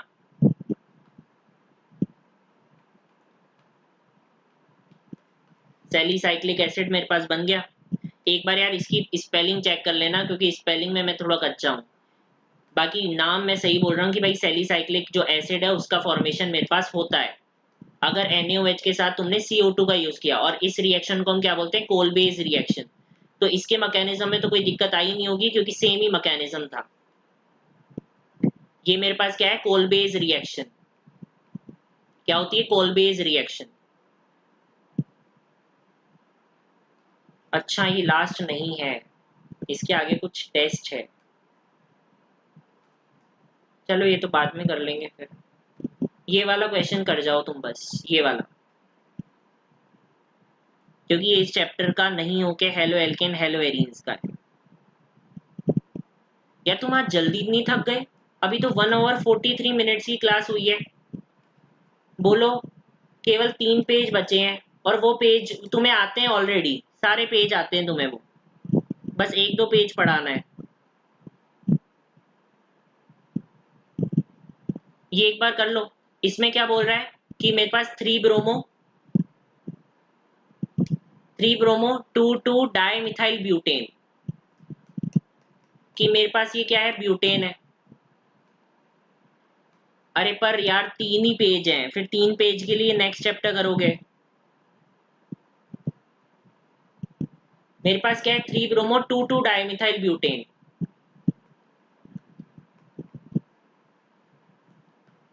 ऐसा स्ट्रक्चर मेरे पास बनेगा।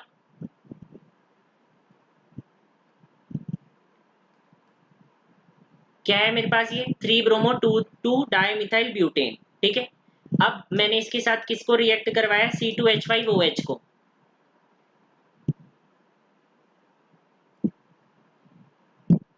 क्या यूज करवाया मैंने, C2H5OH को इसके साथ रिएक्ट करवाया। ये जेई मेंस का क्वेश्चन है, अभी इस पे ध्यान दो।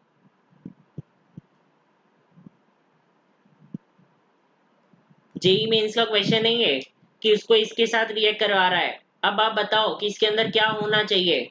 अगर तुम नहीं बता पाए ना तो देख लेना। ठीक है, मैं 3 पेज नहीं पढ़ाऊंगा, ये क्वेश्चन तो कर जाओ कम से कम। मैं तो पूरा मूड बनाकर आया था कि पूरा एक चैप्टर कंप्लीट हो जाएगा आज एक क्लास में।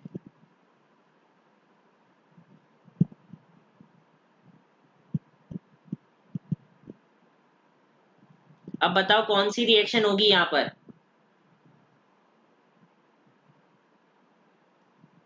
सॉल्वेंट भी यही, न्यूक्लियोफाइल भी यही, कौन सी रिएक्शन है, SN1 मैकेनिज्म। ऐसे समझ आना चाहिए, SN1 मैकेनिज्म। SN1 में क्या बनता है, पहले कार्बोकेटाइन बनता है, ये लो। अब क्या ये कार्बोकेटाइन रीअरेंजमेंट होगा, हाँ 2 डिग्री कार्बोकेटाइन है तो रीअरेंज होकर 3 डिग्री तो बनेगा ना। तो क्या होगा, मिथाइल शिफ्ट। ये लो, मिथाइल शिफ्ट मेरे पास हो गया और यहाँ कार्बोकेटाइन आया। अब कौन अटैक करेगा, बताओ कौन अटैक करेगा, ये दिख रहा है लोन पेयर, ये जाकर के यहाँ पर अटैक कर देगा। तो हमारे पास क्या बनेगा, समझ आया ये बात, समझ आ गई बात।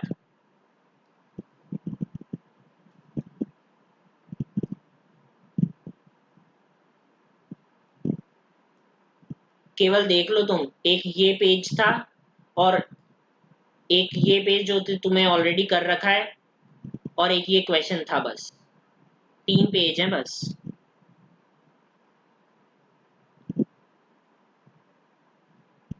क्वेश्चन तो कर लो कम से कम, क्वेश्चन क्वेश्चन तो कर ही सकते हो, थ्योरी नहीं तो क्वेश्चन।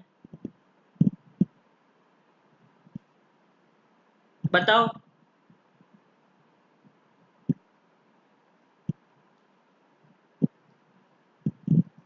जल्दी जल्दी बोलो क्वेश्चन। जेई मेंस का क्वेश्चन है ये भी। ओके चलो ये बढ़िया है। AlCl3 क्या करता है तुम्हें भी पता है, Cl को लेकर के जाता है और यहाँ पर क्या बनता है, कार्बोकेटाइन बनता है।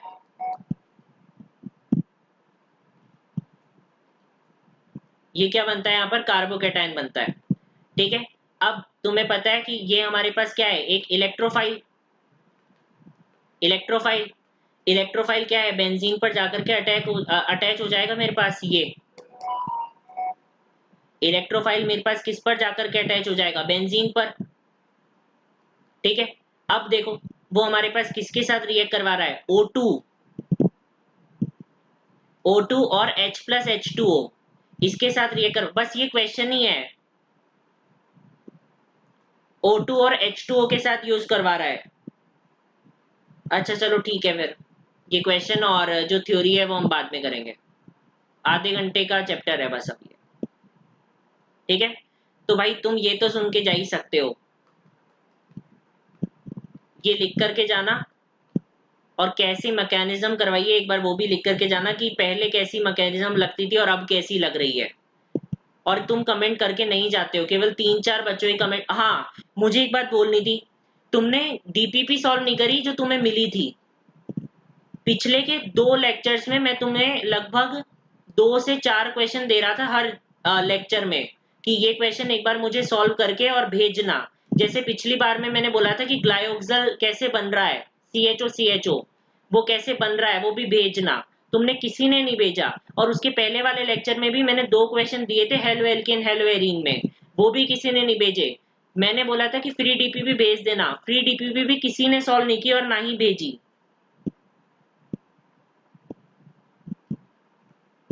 ये सब जो कर रहे हैं यार वो तुम्हारे लिए ही तो कर रहे हैं, और तुम ही डीपीपीज नहीं भेज रहे।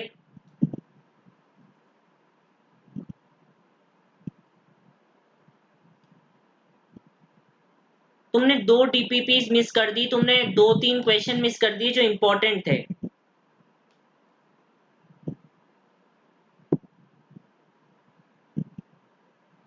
ठीक है चलो, वो तो अब तुम्हारी मर्जी, तुम भेजो ना भेजो, लेकिन ये कमेंट्स में ज़रूर लिख देना, और अगर हो सके तो भेज देना, और अगर नहीं हो रहा तो फिर रहने दो फिर। ठीक है चलो, हम इसी क्लास को एंड करते हैं। अगले चैप्टर में अल्कोहल फिनॉल का वो जो 30 मिनट्स का बचा है वो करेंगे, और फिर हम चालू करेंगे हमारे पास aldehyde ketone and carboxylic acid chapter.